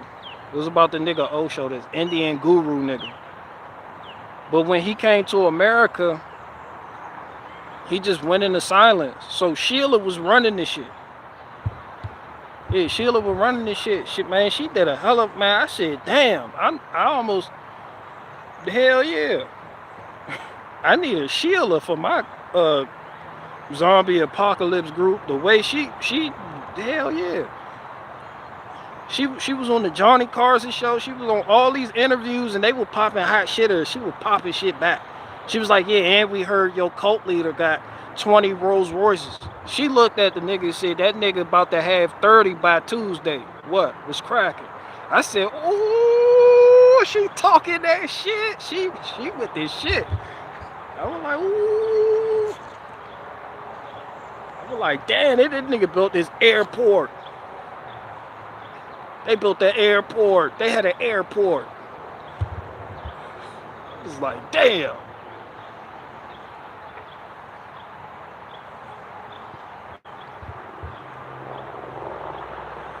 That was a fun little while. So On really is trying to be a guru. No. He actually did the shit that he said he was going to do. People spent, they gave bread. No, the Owen shit, that's a scam. I wouldn't even call it a cult. It's just a scam. This shit, the people, they called it a cult. There's a difference between a cult and a scam is the nigga really does what he says he's going to do. And it's all centered around one nigga. The scam is like, yo, I'm going to do this. Send me your money. And then you end up building a house on your own property and then you can't have no internet people there. And then the scam is, you collect money to buy this land, say we're going to do this, and then it's like, I can't do it. Zoning. No one can come here. Which happened to them too in the Wild Wild Country documentary, but they ended up buying the neighbors out. Like everybody that had, they I said, man, hats off to them. But I mean, it is what it is. It was a communal thing. It was community. Like on some real, yeah, like community shit. Like nobody's ever done anything like a bunch of people coming together. Like they built the city in the middle of fucking nowhere. Had their own schools, built the housing. They even picked up homeless people on the west and east coast and bust them in to the city for votes. But they gave the homeless people purpose. And a lot of people turned their life around because they were able to build, dig. They got jobs. They were important. They became members of a fucking community. A lot of them got off drugs. I was like, damn, is this this is the... And I just finished watching the Mormon cult docu. I was like, damn, these niggas... The nigga Jeff Warren from the Mormon, the fundamentalist Mormon, I was like, damn, they...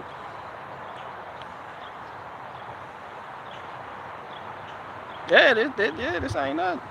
But the government, they were at their tops. So they didn't, shit went out.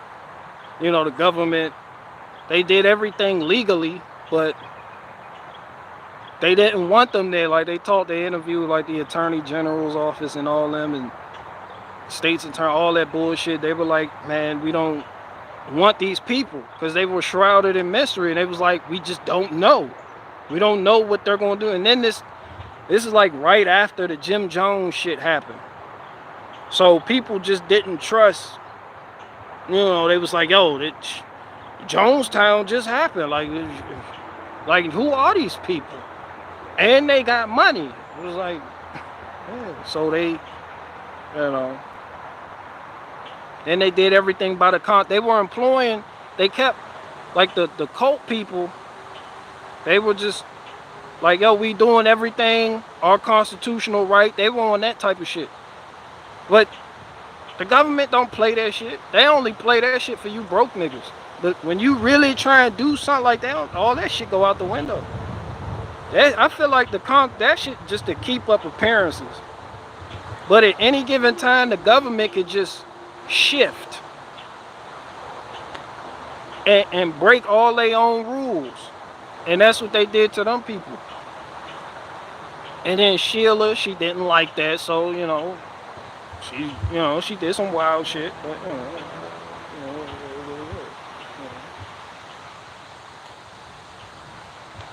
I got one more question.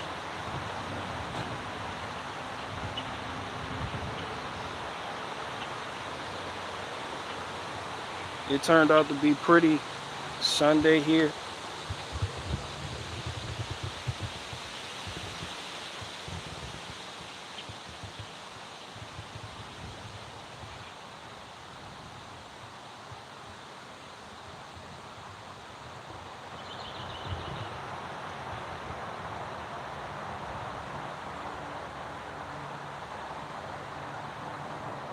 Yeah, Osho was, I don't even think he was a bad dude. It just turned into something that he didn't even,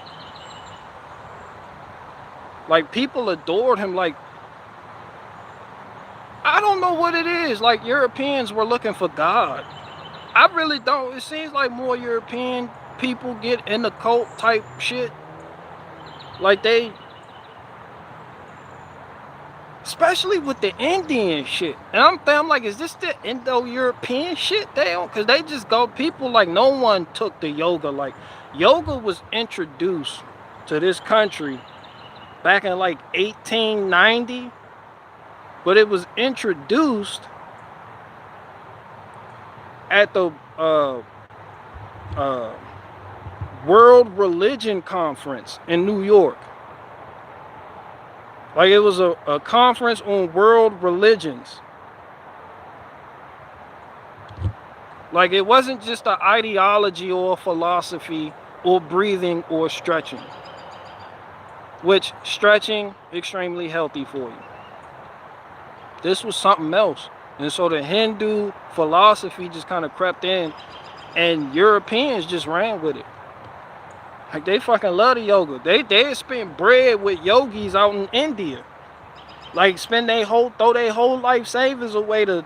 I'm watching. I'm like, damn, son. Like, yeah, I'm like, damn.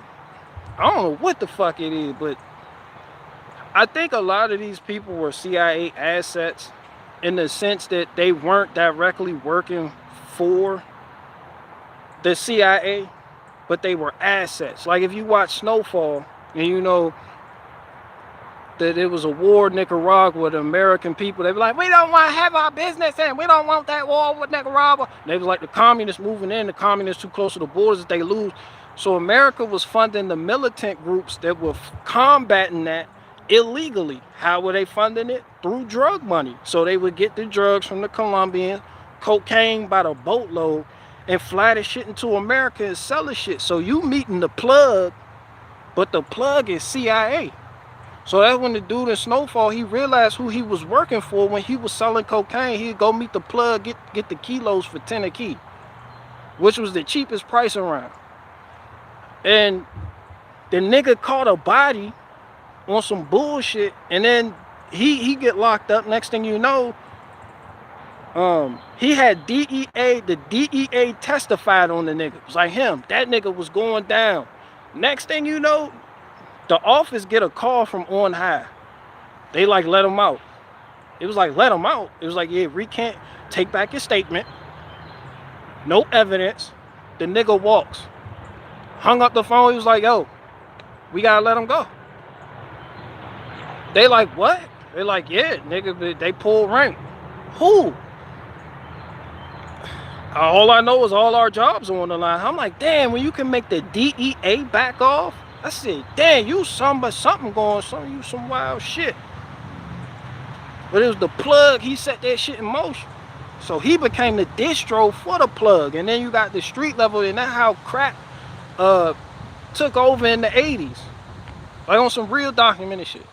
But yeah, so it's like, on that same type of time, I'm thinking with all these cult leaders that were springing up in the 60s, 70s, and 80s, like had to been CIA assets on the level of let's see how to influence large groups of people. It had to be. Ain't no fucking way all these fucking cults just pop the fuck up organically like this. Unless you folk were really looking for God.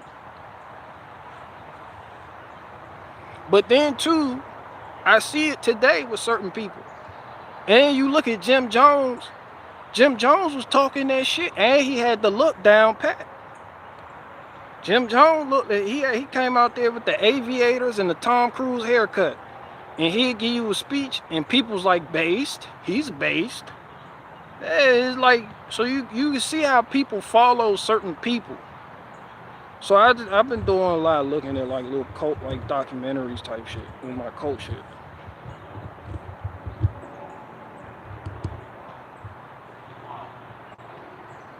The CIA, they pull rank. They don't give a fuck. And you can't just say the CIA.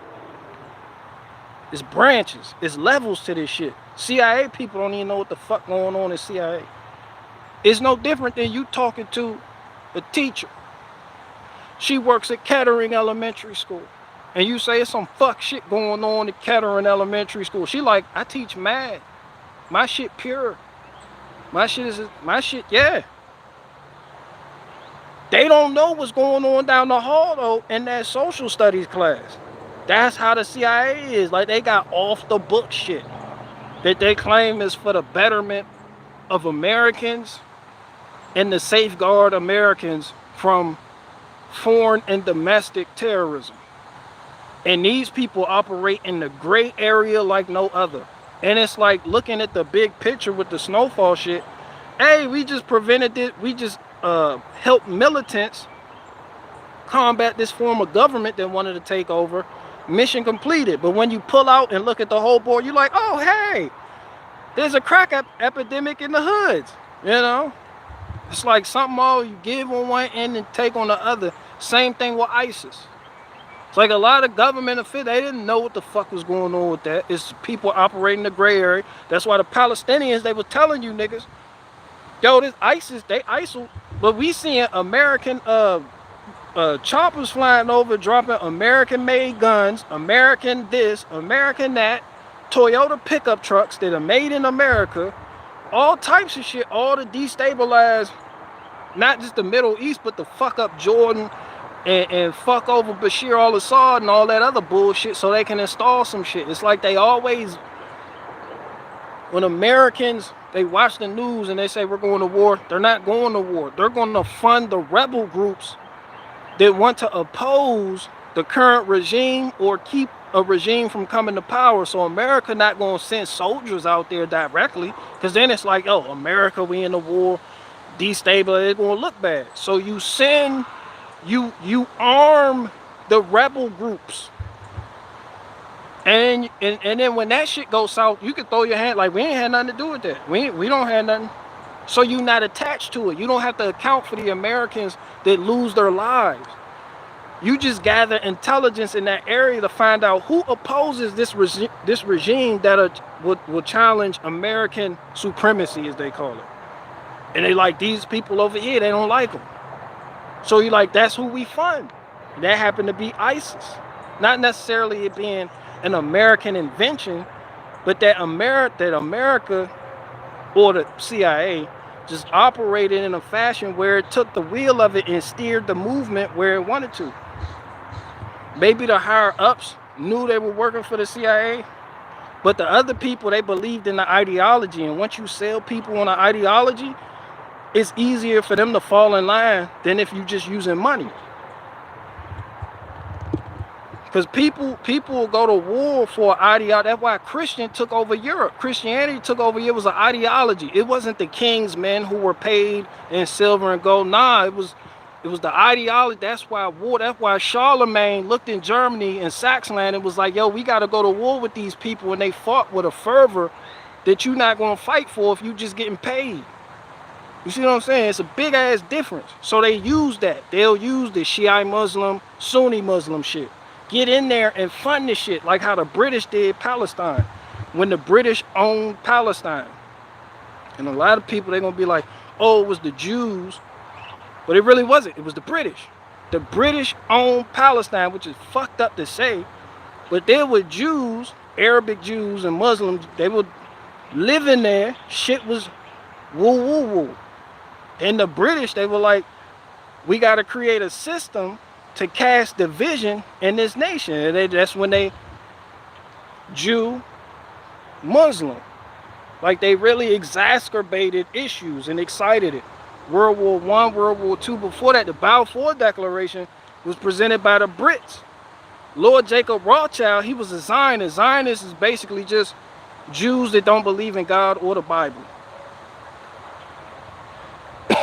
Which I don't even know how you call yourself a Jew, since Jew in and of itself is a biblical construct. So when you throw the Bible out, I don't know how you can claim you have a right to that land. I don't even know how you can claim you're a Jew, period, if all that shit is just a fairy tale. But nonetheless, the Zionism, which was, you know, that was the atheist Jewish set that had the money and the backing by the Rothschilds, coupled with the British Empire. So the British Empire, the Anglo-Saxons and the Jews were working in tandem.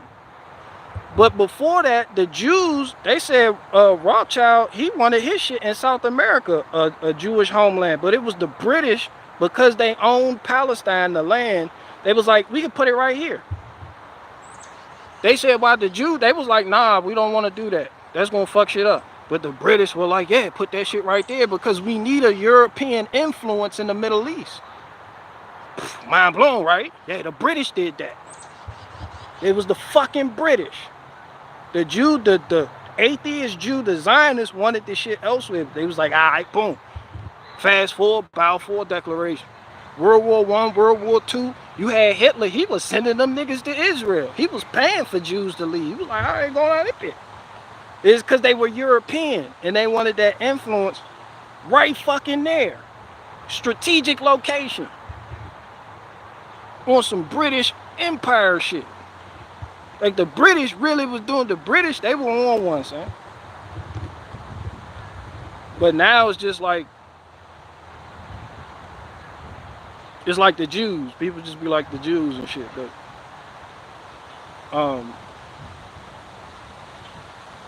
the British were behind a lot of bullshit.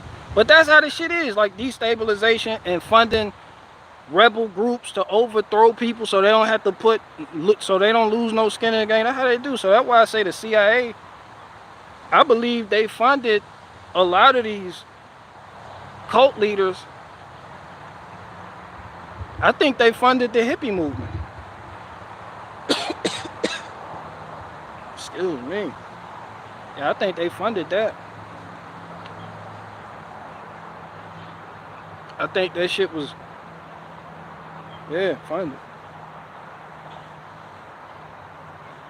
Like just mass mental mind control, manipulation, psychological.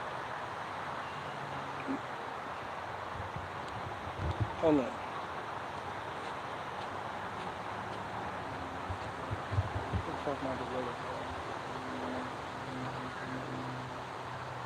Yeah, just mass.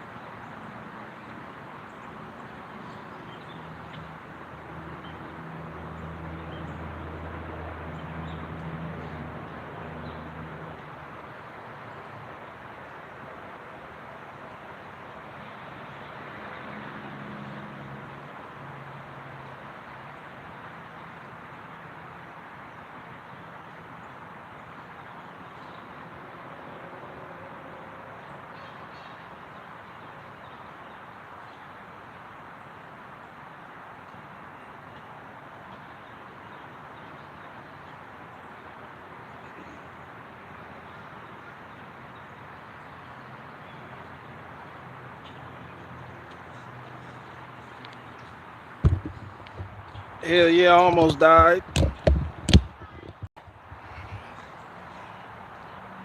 They tried to kill me for telling y'all the truth.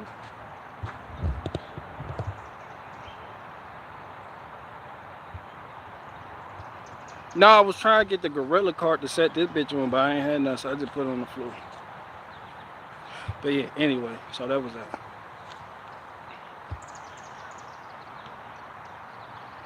That's a pretty read. Hell yeah, shout out to Face Fair. Buy y'all's Face Fair wreath before I beat y'all ass.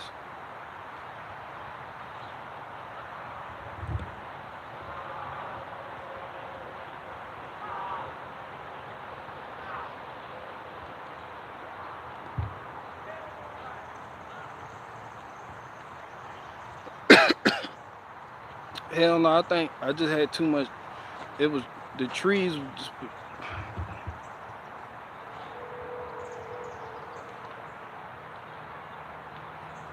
I'm allergic. Like butterflies were having sex right there. Like I'm allergic to butterfly sex.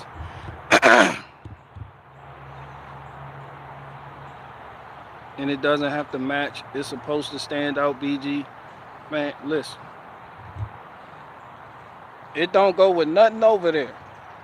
Nothing. You right about what it does. It stands out. It stands out. How long you had that now, BG, the wreath? I had that wreath for like, I want to say like 8 months or so. Faith, when you sent me that wreath, that was like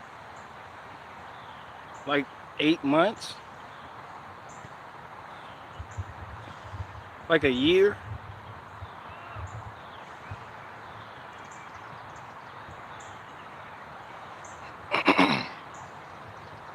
Like a year.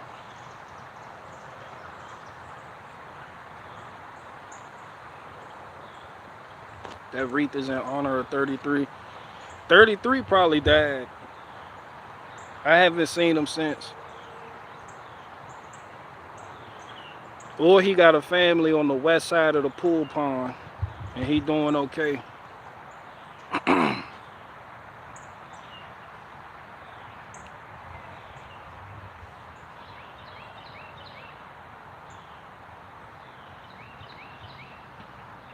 BG, please know you have people praying for you and yours. You're truly a gem on the internet, unscripted.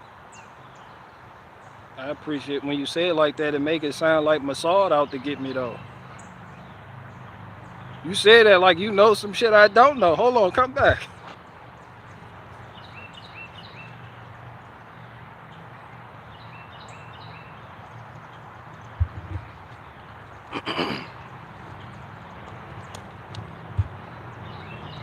Hell yeah, I'm unscripted. I ain't doing nothing but blaming the British for everything, like how people are supposed to do. But you know, shout out to them.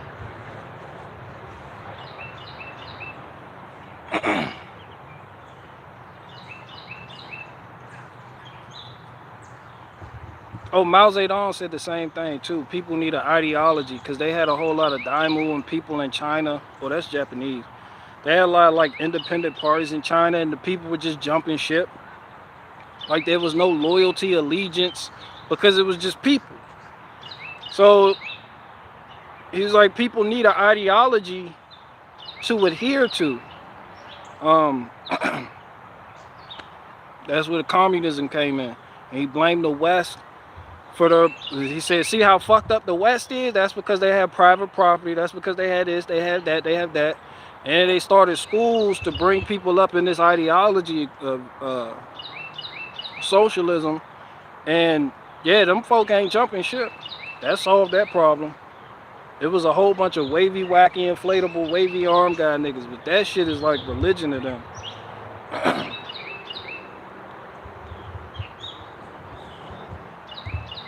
Skynet aware, Reverend. So what do you think about Trump having Obama for vice president? He got my vote. Trump got my vote anyway for calling Florida a shithole country. Florida's the only place in America you can go and find a fucking alligator in your trash can. That shit is common. Louisiana don't even have that problem.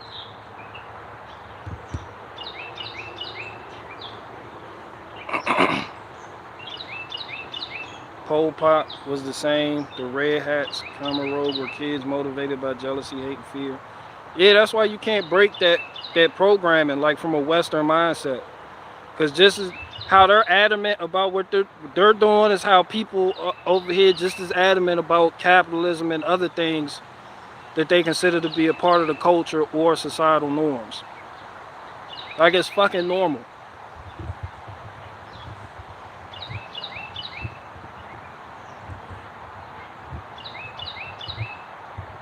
Florida is the actual original Garden of Eden.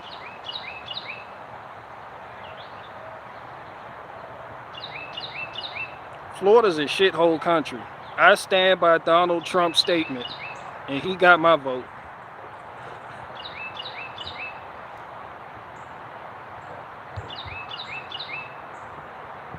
What you got against alligators? I want to know what alligators got against trash cans. You always finding them in there.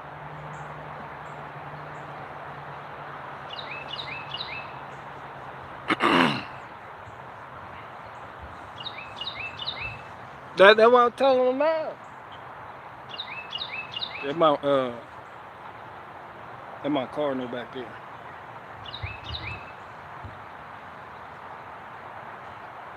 Florida got gators on the roof. Man, they got gators in the trash can, in people's cars, on the roof. Gators in the living room, watching TV. Gator eating the children's cereal. Gators in the chimney. They got anacondas in the toilet bowl. Florida got all the, they got black snake, rat snake, albino snakes, copperhead. They got snake, they got cobras in people's toilet bowls down there in Florida.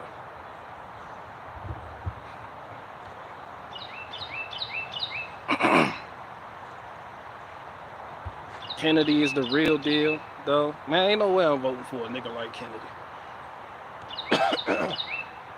Real deal or not, y'all think presidents are real deal. Listen, you don't vote for a president because they're the real deal. You vote for a president based on the entertainment quotient they provide. And I'm saying you can't just listen to this and be entertained on something. You can't. No one wants to hear that shit. Ain't no fucking president the real deal. If they were the real deal, they wouldn't have to listen to nobody when they get in office. They ain't gonna do nothing but deviate from script. People want Kennedy in there because of his vaccine stance and all this other shit, the good shit he been talking. But you notice Trump was the same way. Trump was like, hell yeah, they gave my nephew vaccine. That shit killed him. I don't even think we need all these vaccines. He wasn't even like a whole anti. He was just like, yeah, I don't even think we need this. Man, Bill Gates said he talked to Trump. Trump changed his mind on all that shit. I said, so yeah, see that right there? You can't go up, you can't base presidents on whether or not they the real deal. All of them the real deal when they running, but then they get in there, they do something else. They do something else entirely fucking different. This shit is entertainment. That's it. It's entertainment. But yeah, get out and vote. Go vote. Vote, nigga. Hell yeah, y'all get out there and vote.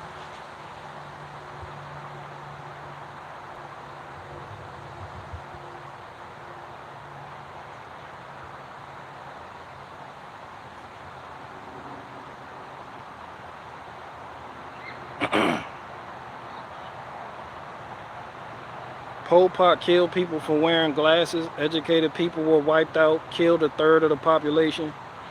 Shout out to Pol Pot. I say that because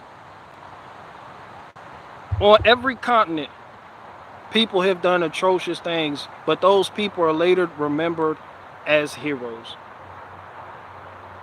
A lot of people started out with good intentions. It didn't end up that way. A lot of leaders were doing what they thought was right. A lot of them were psychopaths. But nonetheless, you need understanding. This is why You have to remove the us versus them mentality to understand why they would do what they would do as a reaction to the West and the help they got from Russia, the Soviet, the communist regime in Russia. So it's like you gotta, that's why they're so good at infiltrating you, because they become you and just blend the fuck in and actually understand capitalism so they could dismantle it philosophically from the inside the fuck out. That's why they all in your fucking institutions now. That's why all of them are fucking university professors. It's like they become, you become,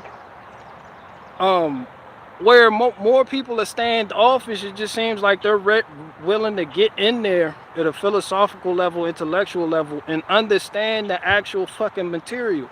But a lot of Westerners, they just know they don't like communism, but they can't tell you the difference between Leninism, Stalinism, Trotskyism, socialism, how it differs from communism. It's like they really don't go to school for this. Man, they go to school for that. They understand you and your ideology better than a lot of you do. Why you think a lot of people say they are winning? Like, what capitalist do you know that's in China right now that's a fucking professor? Exactly. It's like people just, that's why you lose. See, that people just seeking to gain arms and to gain knowledge. Nah, you need understanding. It's that understanding.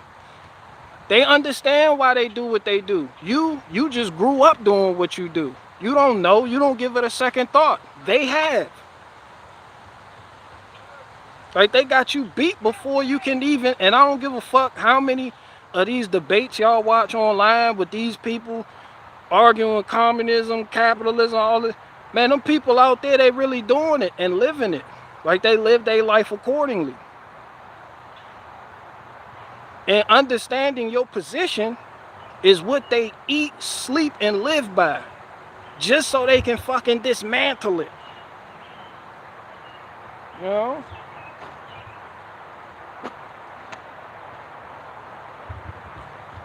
But they even one thing about them, and they're smart. They're smart. But yeah, what Pol Pot did, killing intellectuals, is no different than what Charlemagne did, killing pagans. People gonna do what they think is best for their people.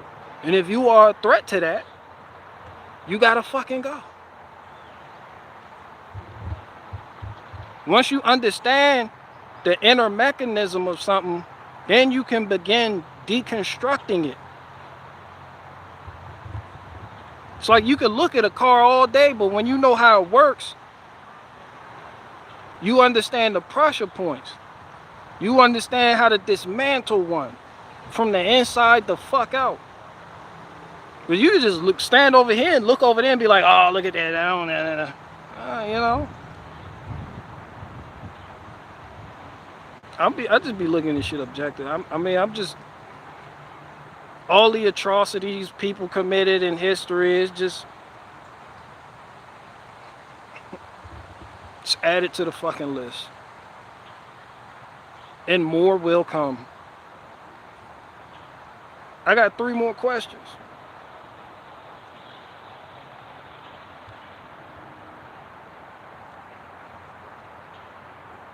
Yeah, I got 3 more questions.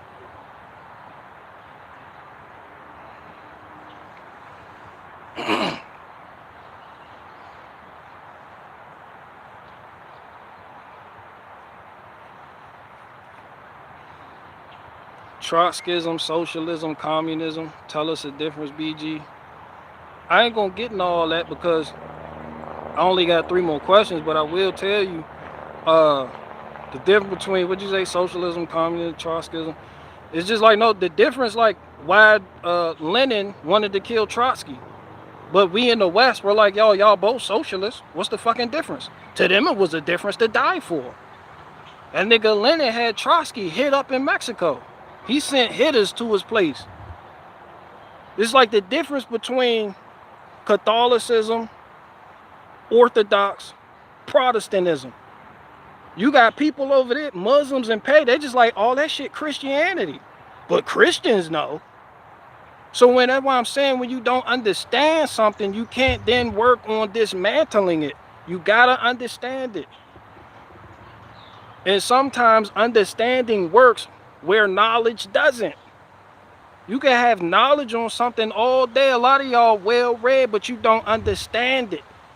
You don't understand what you know. You can just regurgitate talking points that you heard them Republicans say, them conservatives say, American senators say, or these people in this book say.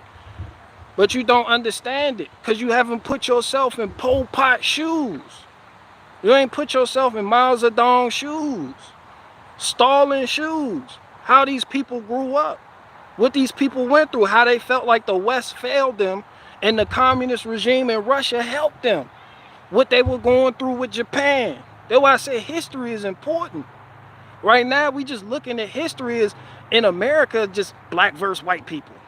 Fucking retarded. And when all this fucking history of individual people has been put into this fucking pot that makes you simplify it to the point where you think it's gumbo, and them people over there, they see the whole fucking picture. You just learn this good, this bad. A lot of people don't. Why? A lot of people don't know why, and a lot of parents don't know how to tell their kids why. Which is why their kids, if you send them to school, they go to these colleges, their professors are going to break it down to them. That's all, and it's different than Marxism. Each one, they tweaked it. They tweaked it. Subtle but fine, like Presbyterian, Lutheran, Calvinist, Arianism. But people on it, they're like, yo, that's Christianity. But nah, they know it's different. They understand it because they're in it, but you won't stop long enough to put yourself in them people's shoes. Why they do certain things. Why they did it. That's why I said I'm done with knowledge. I don't even want, I'm blue pill. I want understanding now. I want to understand. Yeah, I want to understand shit. I don't want to know. Fuck that. That shit ain't helping niggas out. But I got one more question. And these butterflies, that's why butterflies having sex. For people that want to know what that noise is in the background.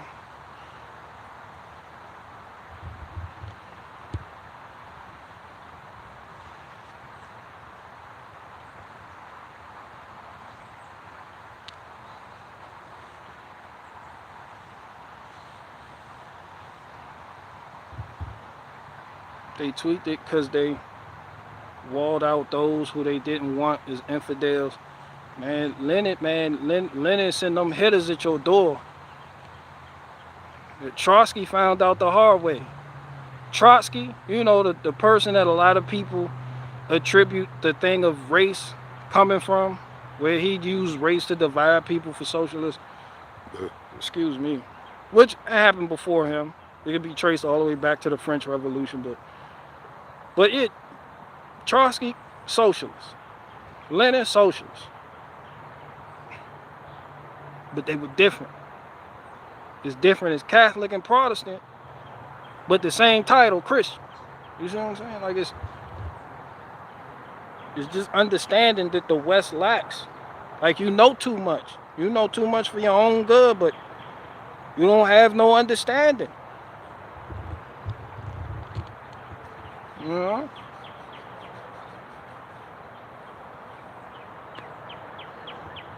You don't have kids running around with an ideology and you can be like, damn, this shit, like, yo, they done turned my kids against me. That's because you don't know how to combat the information that your kid received from that person because you don't even understand what you know to break it down to your kid. Like, look. And that takes understanding to do. I liken understanding the firebending. That's why they can tap into your emotions and mobilize a whole generation and turn it against itself. Because they understand, it's just certain people, it's like the one dude said, call it being good at conquest at an intellectual level. You got winners and you got losers. Certain ideologies are going to prevail over others. And it's just the way of the world. BG had 33 kids, man. I got some shit a kid. I pay child support for, and old Don be calling the child support enforcement police on me. I used to have a job with them, but now I was trying to work for the IRS. But they was like, how the fuck you gonna work for us and you don't even pay your tax? So I said, shit, I'm gonna just go ahead and work for the DEA. Then I got fired from the DEA because I almost blew the whistle on this undercover CIA agent that was bringing in large amounts of cocaine and funneling that shit to New York and the West Coast and getting them niggas to sell crack to each other. So I was like, shit, I'm gonna just go ahead and I'm gonna just go ahead and help Faye Farrah sell her wreaths. That's what I said. Now I tell you what, that's what I done did. I'm a Faith Farrah wreath salesman now. That is my job.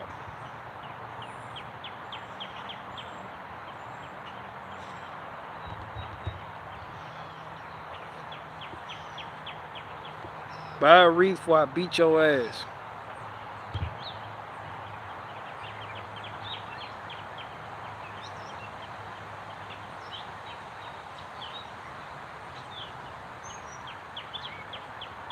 Well, Obama bangers.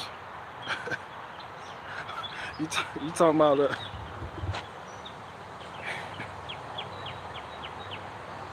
still tipping on 4-4s. Michelle, I'm too thirsty. I'm too thirsty right now. I can't even do the Obama. Michelle, tell Malia stop getting these grape cigarillos.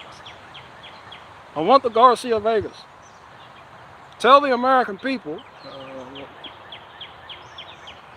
they know what happened to Gaddafi. Any resistance? That same thing can happen to them too.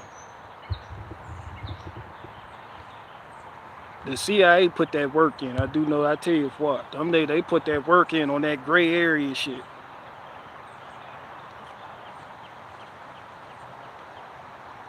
Man, it's just understanding, man.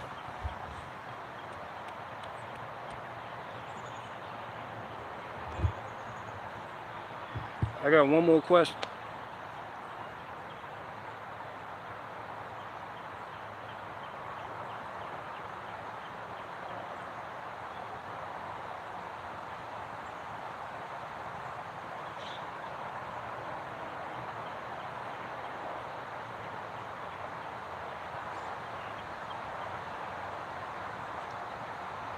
How often do you change your strings? You talking about the strings on my guitar? I sold my guitar. I sold my guitar and bought the tiller. And I sold my bass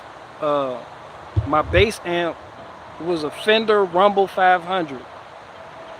I sold that and put the money for that towards bills, and I saved some was that for my skid steer? Towards equipment. So I don't have a bass no more. I don't have an amp no more.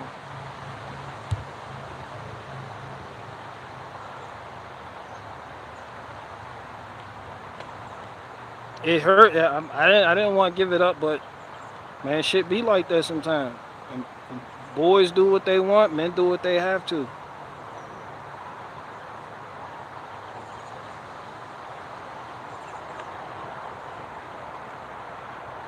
That's the saddest thing. No, it's not. That's growth. You think a caterpillar going into the cocoons, that's just the saddest thing. This is the saddest. You think a caterpillar look at another in the cocoon, it's sad. No, nigga, that's growth. That represents growth. That's doing what you have to do to grow. Yeah, I let shit go.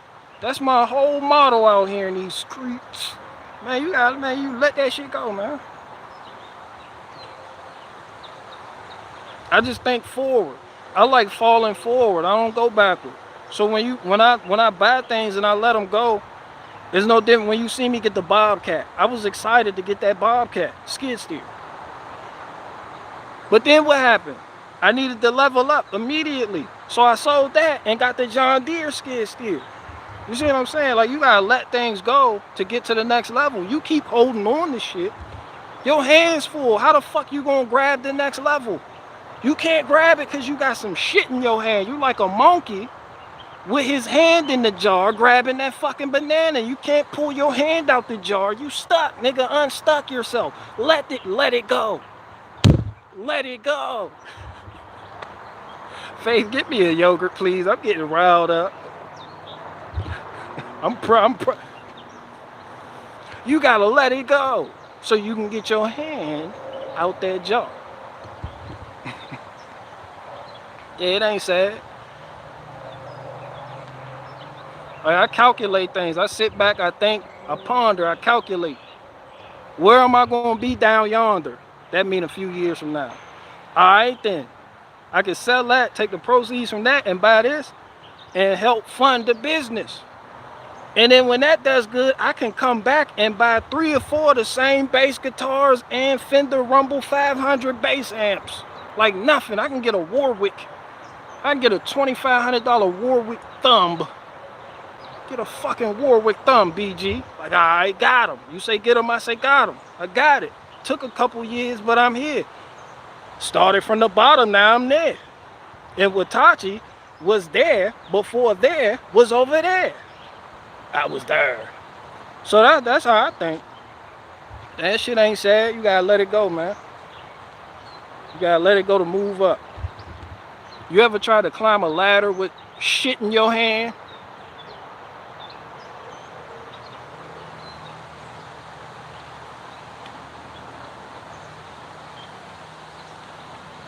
You got shit in both your hands trying to climb a ladder. Put this shit down, son. Let it go so you can reach the highest heights. Then when you get up there, you can pull back and pull that shit up with you. I got one more question. That sounds real nasty. What, climbing a ladder with both hands full of shit? I mean, I've seen roofers do. I've seen the Mexicans do that all day. They be climbing the ladder with their kneecap. Mr. George. But I'm just saying on some real shit.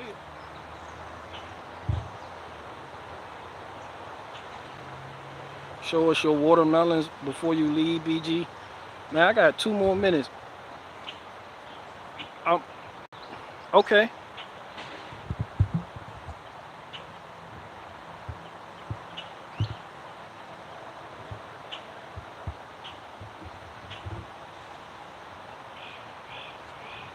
It was called here before it was called there, because I was there when there was over here and here was there.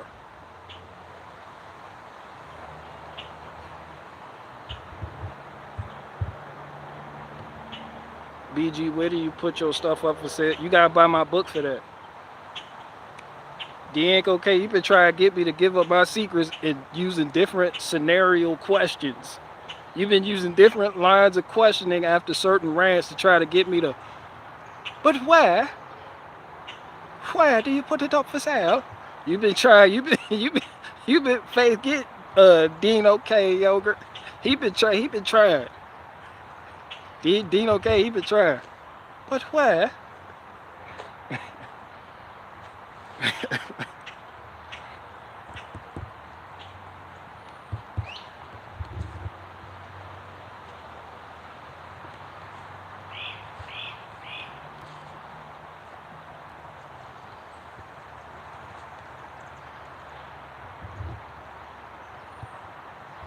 Doing my voice isn't easy, is it, BG? I've been doing, hell no, it's not easy. You got that one. You went on that one with Tachi.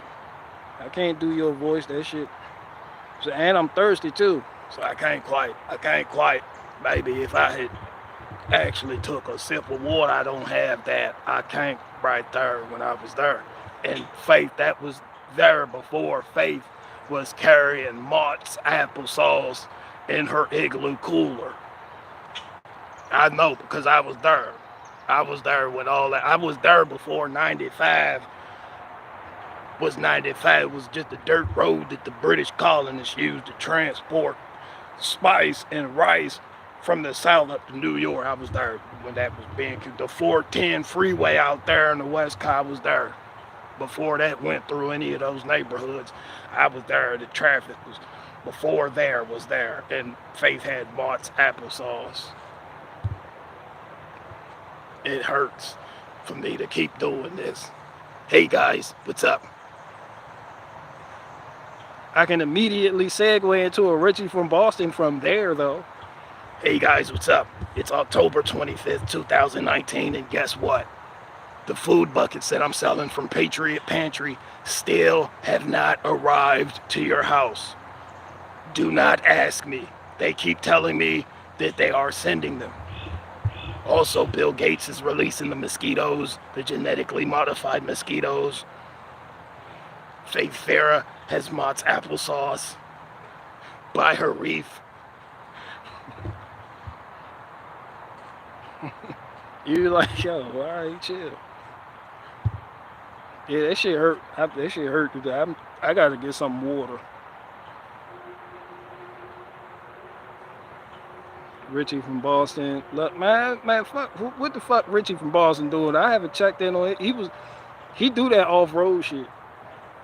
People talk that shit. Richie from Boston, he really out there in the canyons with that dumbass. He was out there with that dumbass Land Cruiser, that dumbass Toyota, rock crawling and shit. What's up, guys? Richie from Boston here. That dumbass, he done went and bought, he done got some new shit now.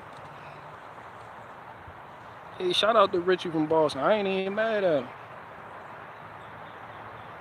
People call him a shield. He might be a cop. His best friend, Mike Decker.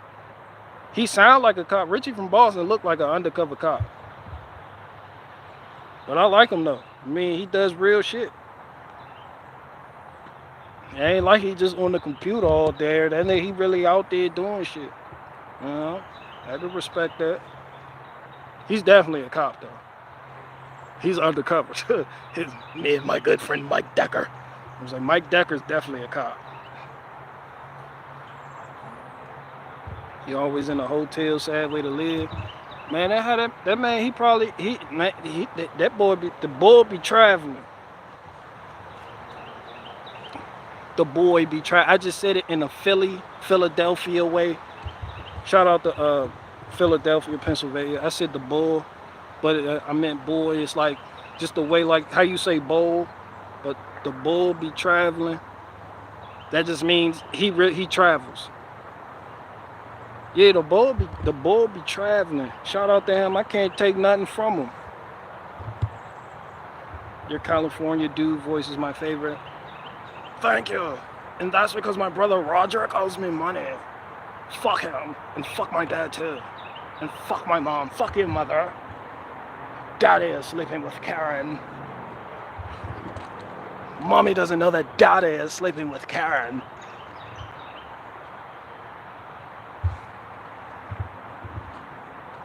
Timmy will fuck around and say that shit at Thanksgiving dinner with the whole family at the table.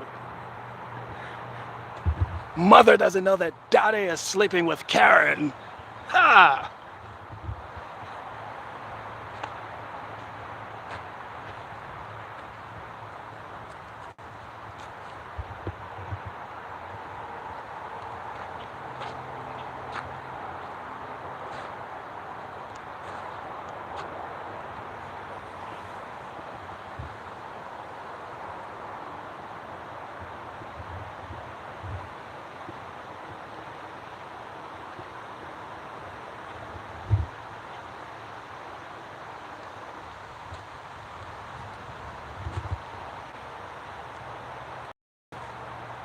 Timmy, that's inappropriate. Fuck your mom.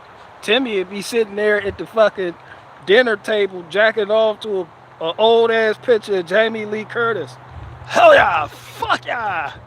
Fucking love Jamie Lee Curtis. Hell yeah! Have you seen Freaky Friday? Hell yeah, dude! Mom, don't tell me what the fuck to do, okay? It's my fucking scene. Respect my privacy. Like, Timmy.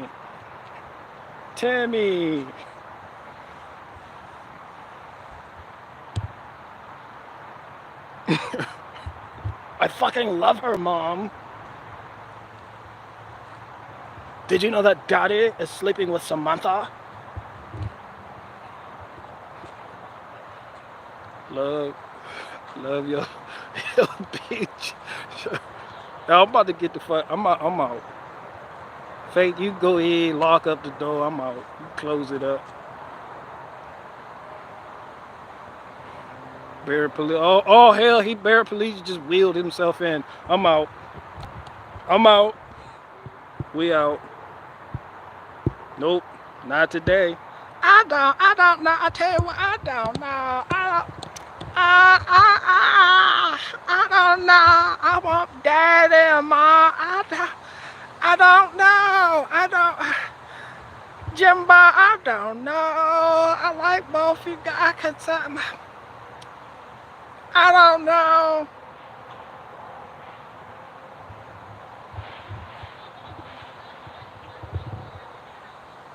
Oh, good. I just got hit with unlimited task from my wife, and she needs these shits completed ASAP. I'm out.